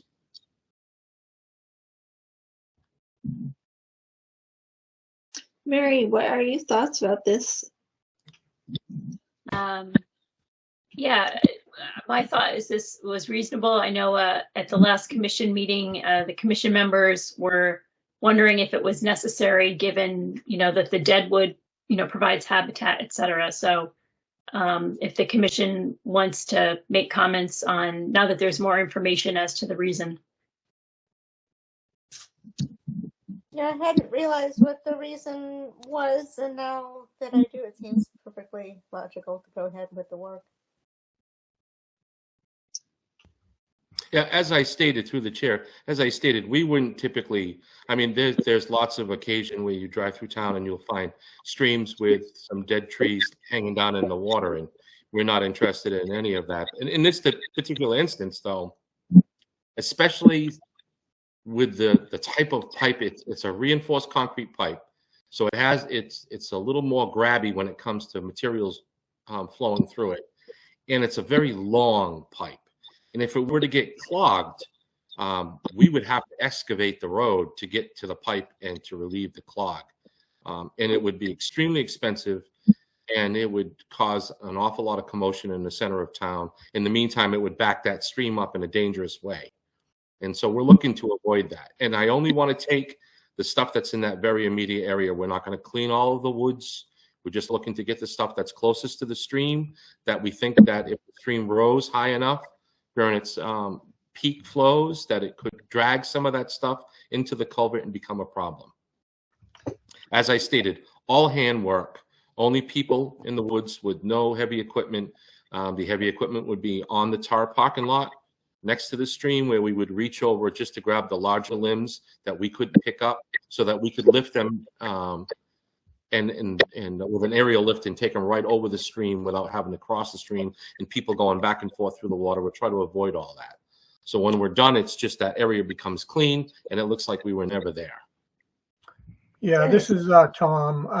I'm fine with that. If you're concerned about it plugging up the culvert under the road, then I'm okay with it. I just, when it was initially presented to us, I didn't understand the reason for it because, it's just really habitat. But I guess I see your point. Dennis, this is Chris. I would say, could you please call Mary either 24 or 48 hours ahead of time, so that way she can be aware that this is being done. Absolutely. Chris, Dennis, through the chair. I agree with what's being said. We didn't really understand the need for this a couple of weeks ago. But I do have one question, Dennis. Could some of the larger logs at least just be kind of relocated so that they were away from the stream but still on the property? Sure. Because they have habitat, downwood has a lot of habitat value. And it probably would make your life easier too. It would.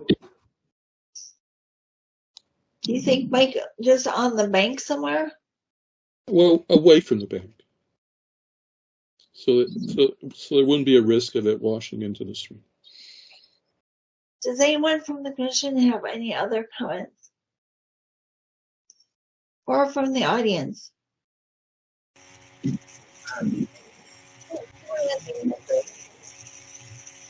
Chris? Where's Richard? My name's Dick Henderson. I live in town here. I'm familiar with this location. I think the commission should understand that this should be as clean as possible. that area is all in a flood zone in one way or the other. And if this stream plugs up, this will flood the town hall. There's no doubt about it. That entrance to the town hall, the lower entrance, is I think it's right around the 300 to 290, might even be 290 to lower the town hall. Anything that will plug that, and I think Dennis, you did a very nice job in presenting. But that stone box where it starts, anything that will plug that in that stream should be removed. There's also some granite that's in the stream just before the entrance to the stone box, and the town should look at the future to try and open that stream up as much as they can. We've added a significant amount of water with the Hopkinton Road and the High Street construction with those catch basins. They all lead down there. School Street was washed out in 1938. All that was flooded, that whole area. So I think we need to really be looking forward. And I hear Mike talk about mitigation. I think cleaning that stream as best we can and opening up will save a lot of damage to the town hall in the future. Thank you.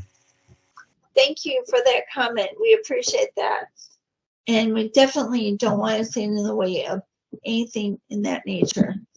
Any other comments from the commission or audience?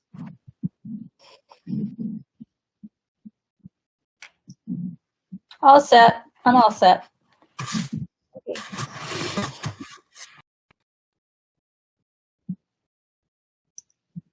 So Dennis, at this point, do you just need this in our minutes that we discussed this and we were in favor of it? Yeah, through the chair, I was really looking for support. We have our blanket permit that the commission gives us, and I will work with Mary when we go out to actually do the work. But as long as I know that the commission is supportive, that's really all I need. Can we have a motion to express our support of this project to keep the stream clear of any debris from trees? So moved. Do we have a second? Second. Okay, let's do a voice vote. Chris, aye. Tom, aye. Alan, aye. David, I. Sandy, aye. Mike, aye. Marcella, aye. Thank you all. You're welcome. Thank you for waiting. We appreciate it. Okay, so let's go to reports. We have administrator's report. That's Mary's. All right. So when I can pull up my my pictures.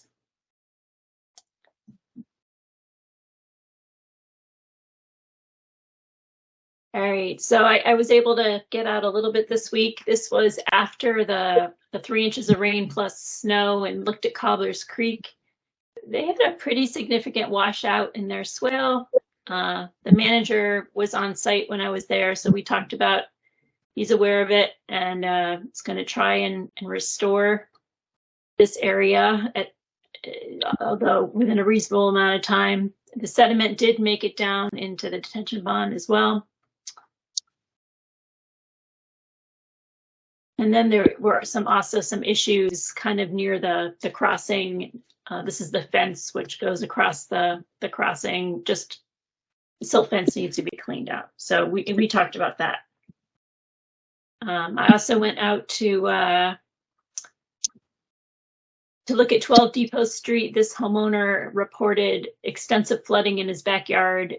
And this is after the flooding had receded. You could see kind of the dark brown here. That's where it's still wet. And it's very squishy soil here, but his pictures had about, it looked like 10 inches of water pretty much across this whole lower backyard, right up to pretty much to his basement. And I believe he was having water in his basement. And the culprit is a beaver dam right next to his lot. And so I imagine the homeowner, it's not imminent danger right now, but he was away. But once he comes back, he may be before us to talk about breaching the dam. His yard is very low and pretty much the same level as the wetland that is next to it. Also went out, many of you may know Libba Moore, who's on land stewardship. She was looking to have some trees removed, 2 trees, and one was right next to this intermittent stream. So both trees, well, the other tree, which there's no picture of, is dead. This is an elm tree, which is diseased. So she will be removing the trees and leaving the stumps. And I gave them verbal permission for that. And then that's it from the pictures. Yeah, just a few phone calls and stuff. And I did talk to Chris about this. The woman from 43 George Hill Road in Grafton is in contact with us again. And, you know, she had wanted the commission to sell the property. Now she's wondering if the commission would sell an easement. And Chris said, well, we could put that on a meeting if she wanted to talk about it. And then we did send off the forest management plans to John Clark with signatures and reimbursement sheet, and he will get that to the state. And got back to the lawyer on the open space parcel at Dean Pond. And she actually called me this afternoon, and we talked about language, you know, just conservation purposes, and she's going to send a revised draft deed that we will look at a meeting, and then we will need to approve and sign, etc. Is pretty much it. Mary, can I ask a couple questions? Yes.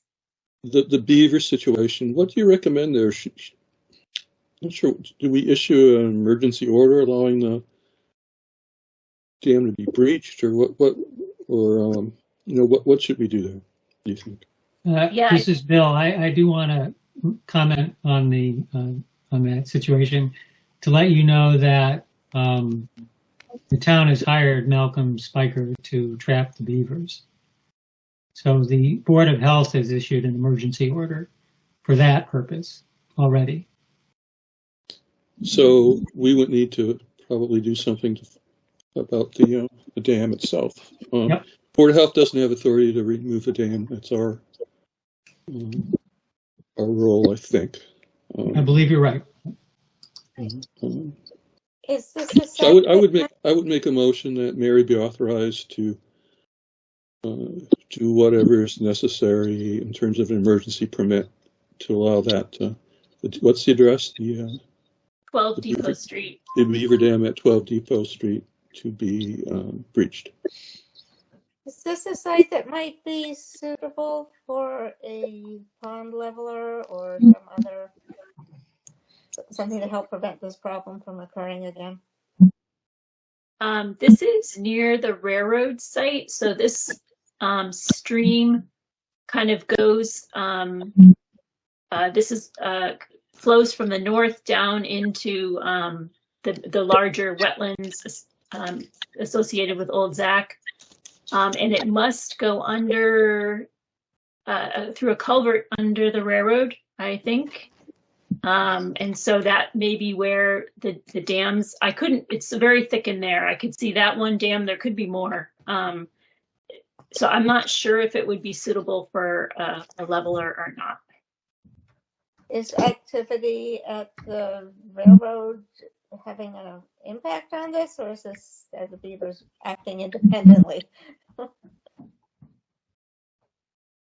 Yeah, I assume the beavers are acting independent. I guess we could I didn't look at the near map aerial imagery to see if it looks like it's increased more over the last few years.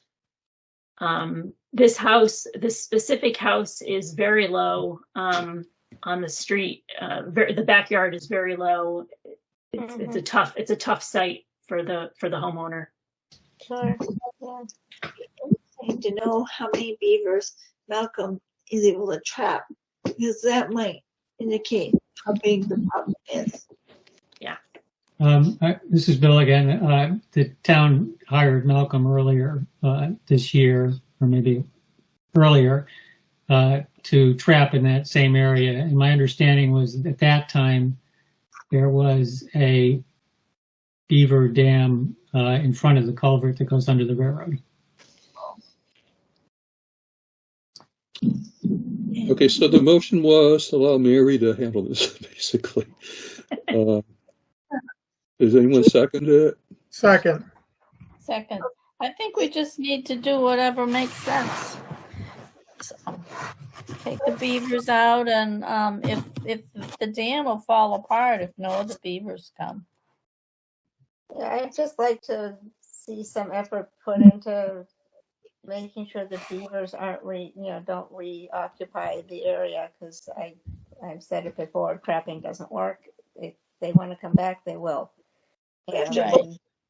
removing the dam may or may not have an impact here. We need to vote on Mike's motion that was seconded. So Chris, aye. Tom, I. Sandy, aye. Mike, aye. David, I. Marcella, nay, I need more information. Okay, so we have a majority of the commission for this one. So thank you. Chris, And the other question I had about Mary's report was the George Hill Road person. I'm sorry you're being hassled by them. This is going on for like, well, third decade now, essentially. Perhaps you could just explain to her what Article 97 is, so that the property is protected by Article 97, and any interest that the town would give away in that property, whether it be ownership, fee ownership, or an easement, triggers Article 97. So, and to be honest, I don't think anyone wants to go there. Even that person probably. She understood what was going on. This is Bill again. So Mike's absolutely right. So I just wanted to also mention that it is no longer the Chase family. This woman bought the property in October for $55,000. The other interesting thing about this is there's an easement on the other side of the property, deeded easement for access to it. So, Mary, when you do talk to her again, can you find out from her why she can't use that? She doesn't have the frontage, so she just needs the frontage. And that little strip of land actually has 150 feet at George Hill, and that's what gives her the frontage. I don't think we have 150 feet. No, we do. We don't. It's 100 or 150. I forget. It's a weird. It basically looks like it was created just to have frontage. Yeah. Because it's about 10 feet deep before it then goes back to basically the regular 50-foot width. Yeah. So yes. But so in any case, that's what I figured. It's unfortunate because she does have a deeded easement on the other side of the property. I'm here if you guys could allow me to answer that. Yes. Thank you so much. Yes, as Mary explained, so yes, it has a deeded easement on the other side, but I can't build because of the easement. I don't have a frontage, but the little strip that belongs to the town of Upton has, you have a frontage. It's 150, actually it's 150 feet. So at least the 150 feet could give me, I could apply for variance and probably be allowed to build there, but I can't build with just the deeded easement. And the easement is only 50 feet wide. Yeah. Alice, this is Chris, the person. For our minutes, what is your last name, please? I'm going to spell it. It's Acheng. It's spelled ACHIENG.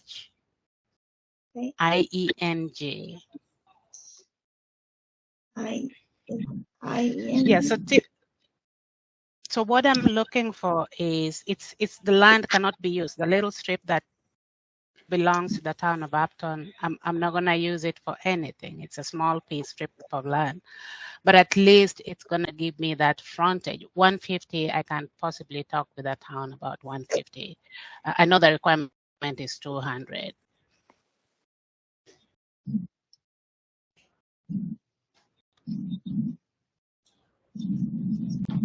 So I wouldn't even mind if the whole strip is deeded as an easement. It still gives me, you still have a public easement there to access the property on Upton side, but it gives me the frontage. Can we That would legally be considered change of use, wouldn't it? Pardon me?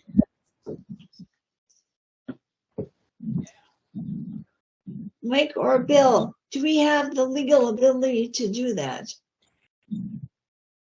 Not unilaterally, it would be a change of use if we were to put a driveway on it. I wonder though if that created the frontage, could you use the easement on the other side for your driveway? No. I can't use the other easement for my driveway.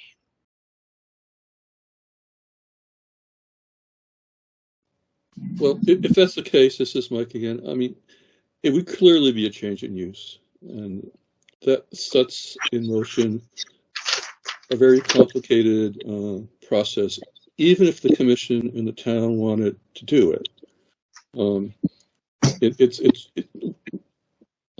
Alice, through the chair, learn about Article 97 and understand that strip of land, as well as all the Warrenburg watershed conservation areas, protected by Article 97. So, unfortunately, I personally don't see this happening. So.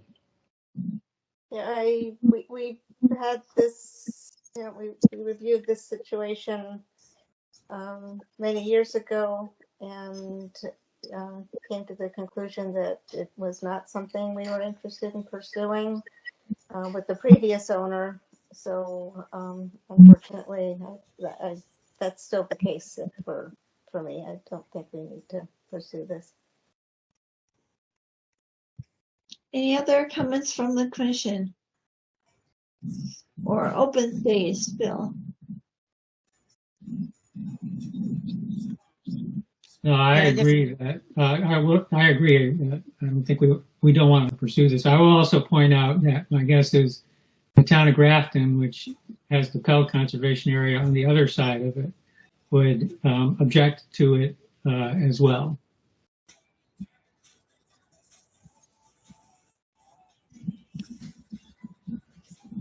Right. So, Alice, the best thing we can say is let us look into Chapter 97 and what that entails. And I would not think the Upton would support doing anything to do a change in use. Okay, I'll spend some time to read it. I'm not familiar with it. Yeah, but I just brought it up because Mary, as you told me, the previous person had come to you guys, but I only brought it because I don't think he had come with the idea of having an easement, a deeded easement there. So I think that's the reason I brought it back again, just for it to have a deeded easement that doesn't go with ownership. It's just the land that's deeded with an easement. But again, I'll take time to read the Article 97. Thank you. Hopefully that will help clear things up. Oh, thank you, guys. Thank you so much. Thank you. And Mary, anything else for your report? That was it. Okay. And how about administrative report? I know Grace has some minutes for us to look at. Yes. We have two sets of minutes. The first one is June 25th, 2022, and then the last meeting, March 8th, 2023. Did anyone have questions about those minutes? I move that we accept both sets of minutes. Do we have a second? Second. Okay, let's do a voice vote. For this one, this is a June one. Chris Scott, aye. Tom, aye. Alan, aye. Mike, aye. Sandy, aye. Marcella, aye. And that's a unanimous vote of the commission. And how about the March 8th? Chris Scott, aye. Tom, aye. Sandy, aye. Okay.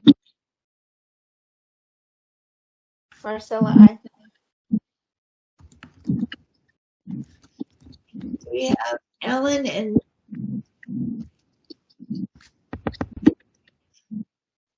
I said aye.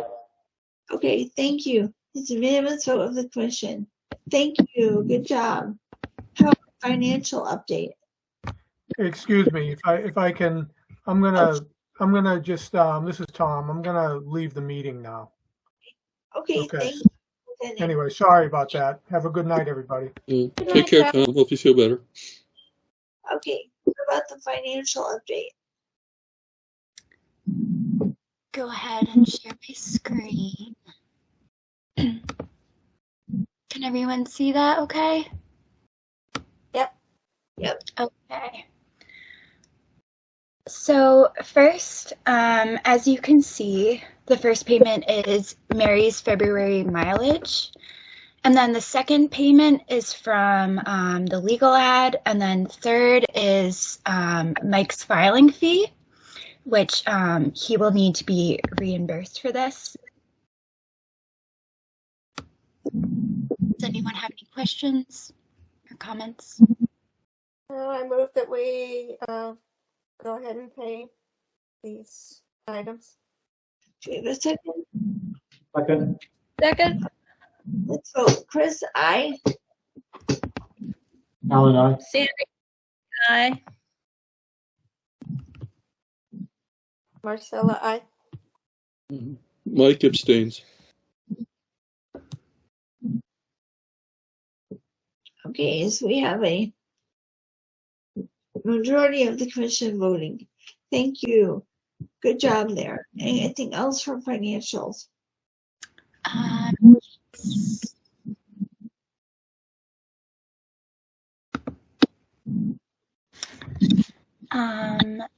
Next, this is the balance sheet to look at the bigger picture. Not much has changed since our last meeting. The Wetland Bylaw Fund as well as the Wetland Protection Fund have slightly changed as they have both slightly gone up. And then I can also pull that.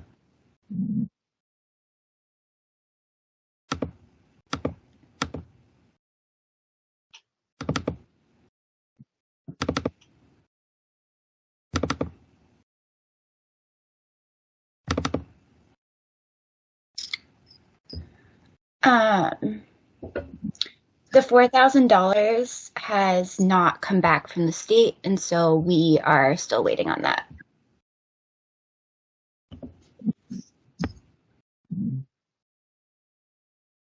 Any other questions or comments? No, not right now. I have one. I have to look back a little bit, but we might not get all $4,000 back from the state. There might be some portion of that John Clark's payment that the town's going to be responsible for. I can look for it and see. I just don't remember. But the state gives you basically so much per acre, and plus some additional funds. We did the bird habitats and some additional funds for that. So just everyone should know we might not be getting 4,000 back, and it looks like from the previous slide we're already in the negative.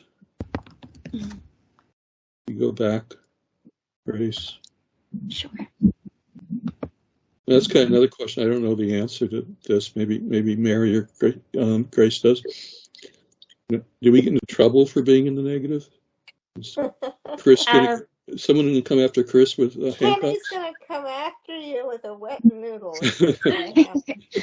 That's the benefit of being chair, Chris. Cool. Yeah, So, so for the $4,000, Mike, yeah, when John gave me the updated sheet, and the number was different from $4,000, but it wasn't significantly different, so maybe a couple hundred either way. So I don't think we have to worry about that too much. And then and I think maybe you saw Joe's email that there's a spending freeze on to be aware of. I imagine we still have some expenses coming through, like Marcella and my MACC conference still needs to be paid for. But I think it'll be okay. So. I think when they look at the big picture of our funds, we're in good shape. Although yeah, I think so too. When you break it all down, we may not look that good, but overall, we're in the black. Well, worst case, we could transfer some funds for the conservation fund. We have authority to do that, but hopefully it won't come to that. Right. We have a few more months before the end of the fiscal year. What other expenses might we anticipate that are going to, give us a little trouble? Are we pretty much okay based on what we planned? I know Land Stewardship was talking about having Greg come up and do similar work. So does that get put on hold until July?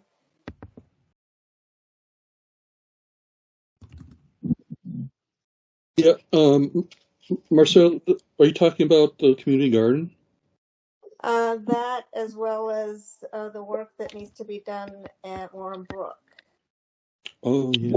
I mean, we've approved the expenditure, but at the time we thought there was money.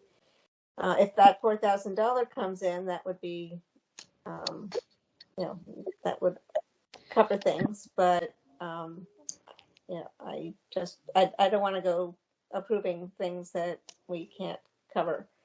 I want to be sure I know where we're at. And I notoriously stink at money, and I'm looking here. It's like all these balances look really pretty good. 10,000, 13,000, 49,000. Like that looks awesome. I'm spending that, but evidently that's not money that we're here to spend. that other sheet looked real scary. This one looks great.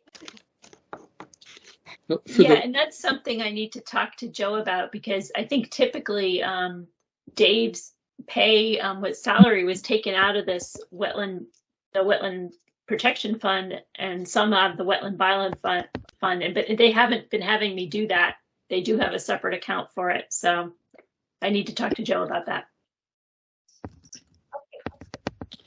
As for Greg, if there's anything that's critical, it would be if we're going to hire him to do some work at Stephens at the garden, to potentially fill in those pits if we can't find anyone else to do it, because there's a time constraint there, because it's wood turtle habitat. 2 weeks. It has to be done by April 15th, most likely. So. Yeah. But, we have lived for the last, 15 years without having that work done. We can give it another year if we need to. I'm not too freaked out about that. I just want to be sure that we can get the planting done up at Warren Brook.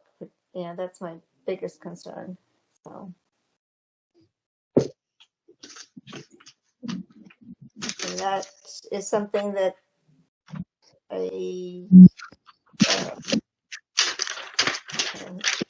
that was going to be like a 1 day's work. So what's that, like $1,100? So yeah, if that $4,000 comes in, we're good. Am I thinking it? I would think so. Yeah. Okay. And if we have additional funds to bring Greg in there, but I don't want to have him do work at Stephens until I know for a fact that we have the money in hand. And if we don't hear about that before April 15th, then we really can't do much right now. Unless you think there's some other action we can take, Mike. How important is the work there.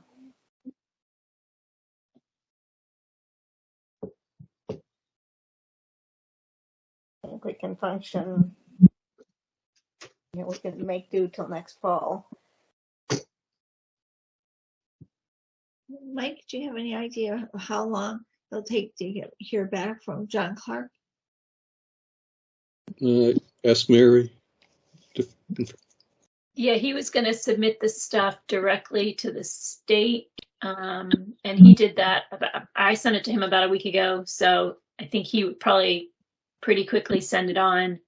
But I don't know how long it takes the state to process it. So that's what held up. So should we try to spend any money right now? Just keep waiting to hear from the money that we're waiting for. Yeah, by the way, Scott is traveling. He'll be back, I think, in April, sometime, maybe late April, and the Warren Brook work won't occur until he's back to supervise it. Yeah, all that seed is sitting in the office. And has that been paid for? Are we still Yeah. needing to? Okay, so the current balance reflects that. Yeah. Okay.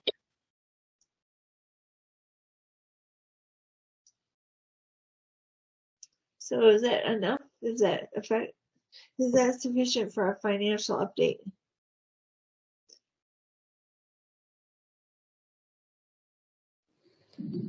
I guess so. Okay, so there's some things that we're waiting for right now. Okay, how about website? Ellen, what do you think? Yeah, nothing new to report on the website. Mary, for the website, was there anything that the town wanted us to do for our website?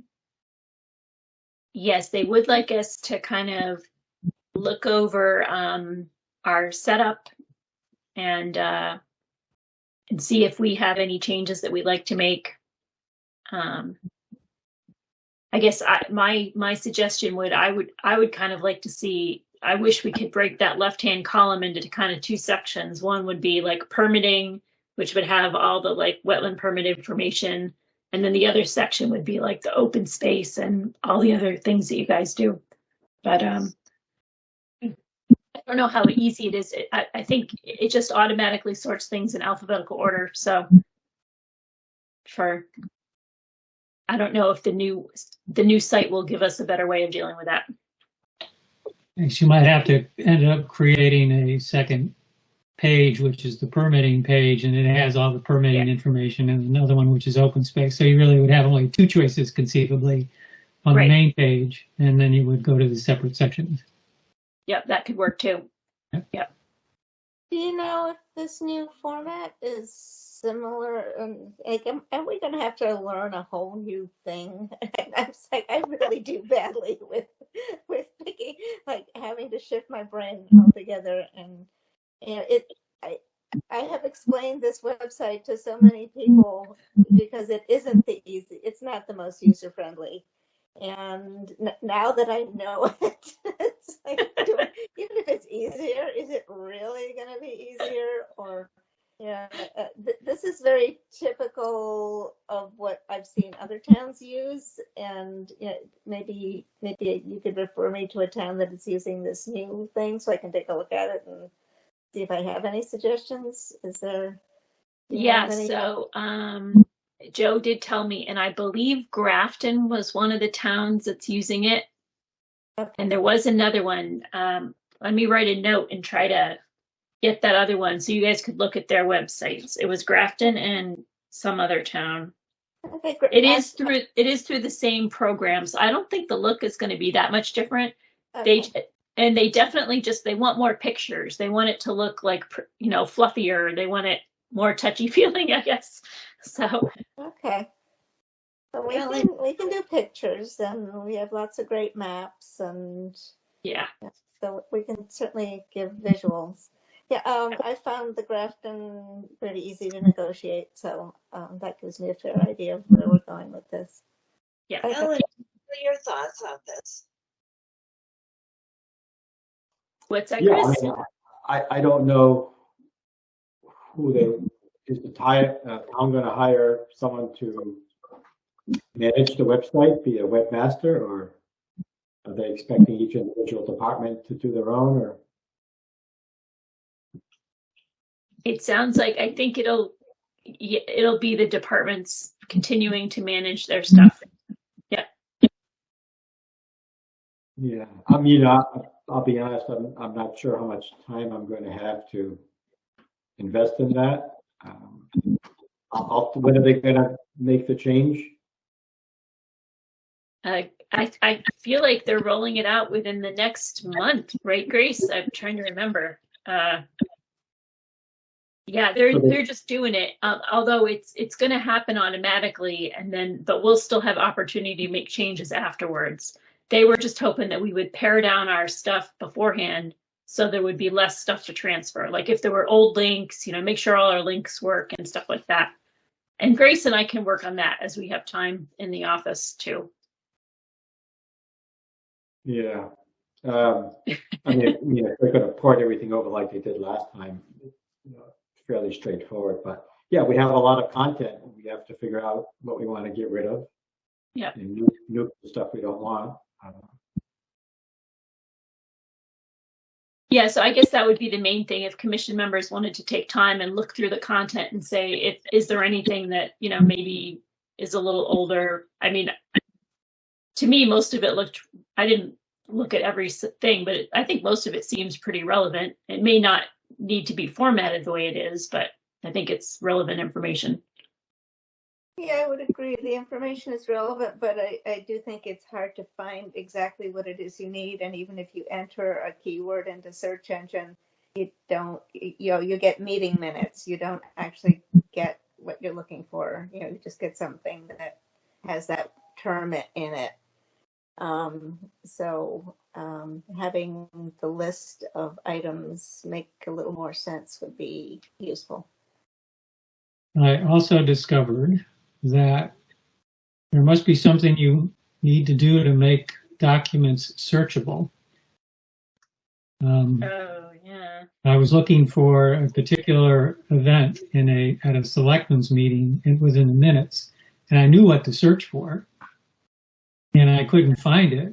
Eventually, I just went to the minutes, and I found what I was looking for, but I should have been able to find that by using the search box.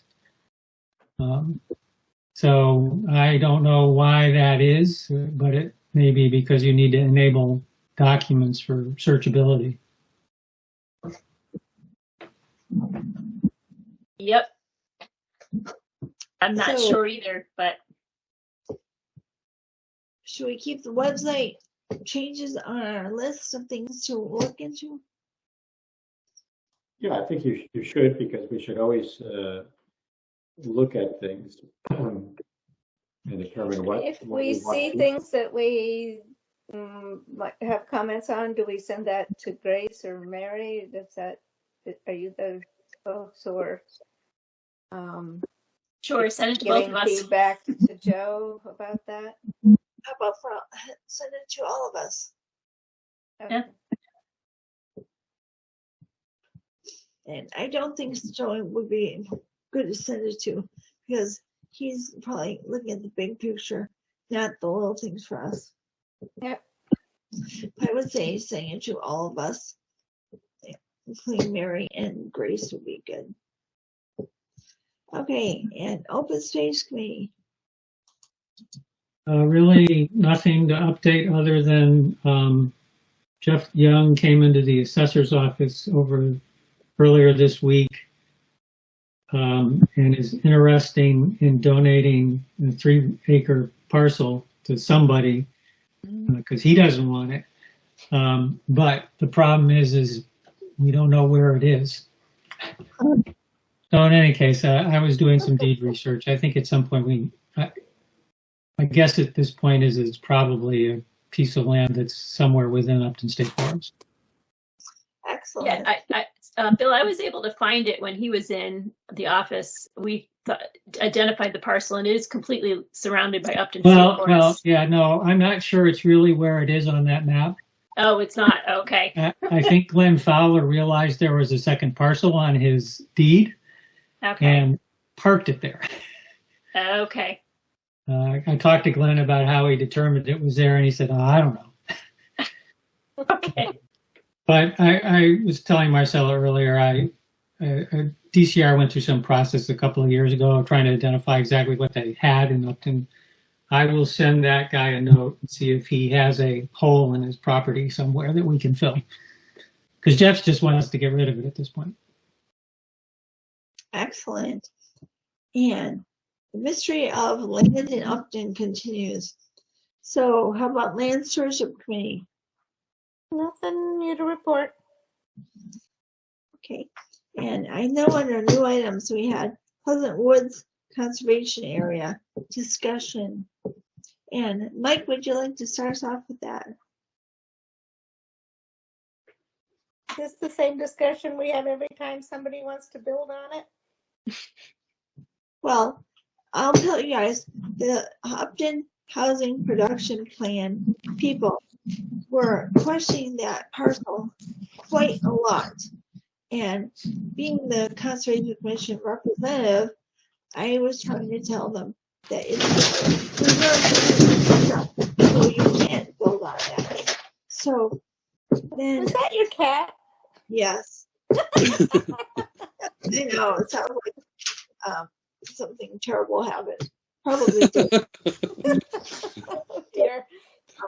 But with the housing production plan, they were looking at finding any parcel of land that they could possibly have housing put on for possibility. So I pretty much told them that that area is protected. It was the first conservation area protection in town. And it also has very, very terrible topography that makes it not easy to build on. And so they were quite skeptical that I was correct with that. So Joe got involved. He was saying, does the Conservation Commission have the ability to turn it over to the town to build on it? I told him, I don't think so. So I don't know what the last update was with that project property, but they were pretty much focusing on any parcel of land that they think could be built on. So that was one parcel that I was vehemently speaking against. So, Mike, do you want to add some more information since you know more than I do? Well, I think you summarized it pretty well, Chris. It was a kind of a forgotten conservation area. It was in '69. There was a town meeting vote, 2/3 vote, that transferred control of the parcel over to the Conservation Commission. And at some point it was forgotten that it was actually a conservation area. It was rediscovered of 2015, 14. We named it Pleasant Woods Conservation Area. It's got a whole bunch of constraints, like Chris said. It's got a lot of ledge. It's got slopes. It's got some vernal pools, which we should take a look at this spring. Just hit them certified. There's at least one really cool vernal pool there. And some wild dirt bike ramps. What? And a lot of wild dirt bike ramps. Yeah. It gets recreational use. We can say that. It's got some trails. Yeah. And I don't know. I think it would come down to if they really press the issue, they would need a legal opinion. Whether or not it has Article 97 protection. If it does, they would go away. But I don't think anyone on this call is qualified to make that determination. It's suspicious because it was placed under the control of the commission.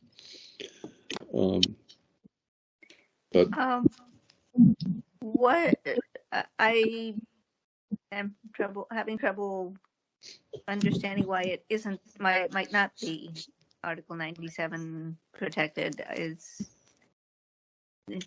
Well, the modern language would say something like, we're probably going to see this deed coming for that preserve Dean Pond thing. It would say something like the land is placed under the care, custody, and control of the Conservation Commission pursuant to section blah blah something. And this town meeting vote way back in '69 didn't say that. It said it was under the control of the commission, and I think what's really significant maybe is it was a 2/3 vote. So I think that maybe is what will clinch it in favor of it being a conservation area and having protection. But hopefully that they will just look at the topography and the ledge and kind of let it go. There's one other wrinkle that I think it was in the 80s. See, the original parcel that was transferred to the Conservation Commission did not have any frontage on Warren Street. So the town did a land swap in the 80s where they gave a little bit of this original parcel to an abutter in exchange for some frontage on Warren Street. So technically it's not the parcel that was transferred to the commission does not exactly exist anymore. It's been modified. So. And was that done under Article 97? No, I'm provisions? 100% sure they didn't know what no, they didn't. No, I don't think so. It's just some very simple deeds, and I do think the commission requested it. But I remember seeing a letter. But Mary, I think I sent the file to Joe. I think you have all this stuff, everything that I have. So. And if it's because the language, you think that because of the early acquisition of this parcel, that the language that says it's under the control of the Conservation Commission rather than the current language, which is care, custody, and control. What if town council were to look at it, they'd be able to determine if this is just a matter of an updating of the language and that we are within, that we can assume correctly that it is care, custody, and control, or is there some possibility that, since that language may not have been used at all in the 60s, that's right. How, do you have a sense of how town council might? Yeah, I really, I don't have. I was just trying to explain what the situation is. I don't have any expertise here. Personally, if someone wants to make a run at that property for affordable housing or whatever, I think the commission should say, okay, prove that it's not Article 97 protected. Put the weight on them. Until you prove otherwise, the commission. This is what we should say. Until you prove otherwise, the commission is going to consider this to be a conservation area. So. Just to let you guys know, to be tomorrow night the housing production plan group meets. So I will let you know if there's any thoughts about this parkway at all. Because I missed their public hearing meeting at the town hall. But I will let you know if there's any thoughts about that. Thank you. You're welcome. So with ongoing items, anything people want to talk about with this section at all?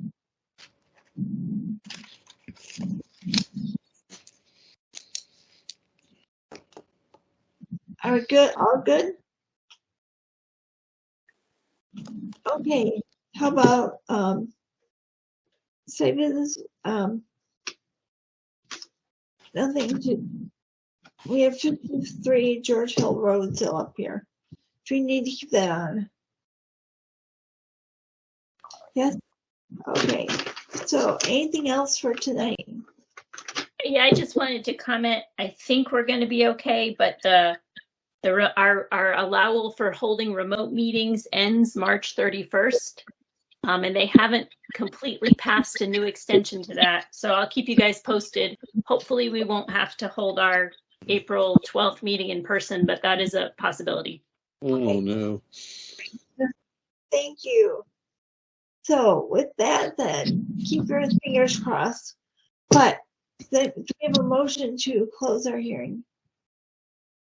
So moved. And do a second? Second. Okay, good job, everybody. Good job, Mary. Good job, Bryce.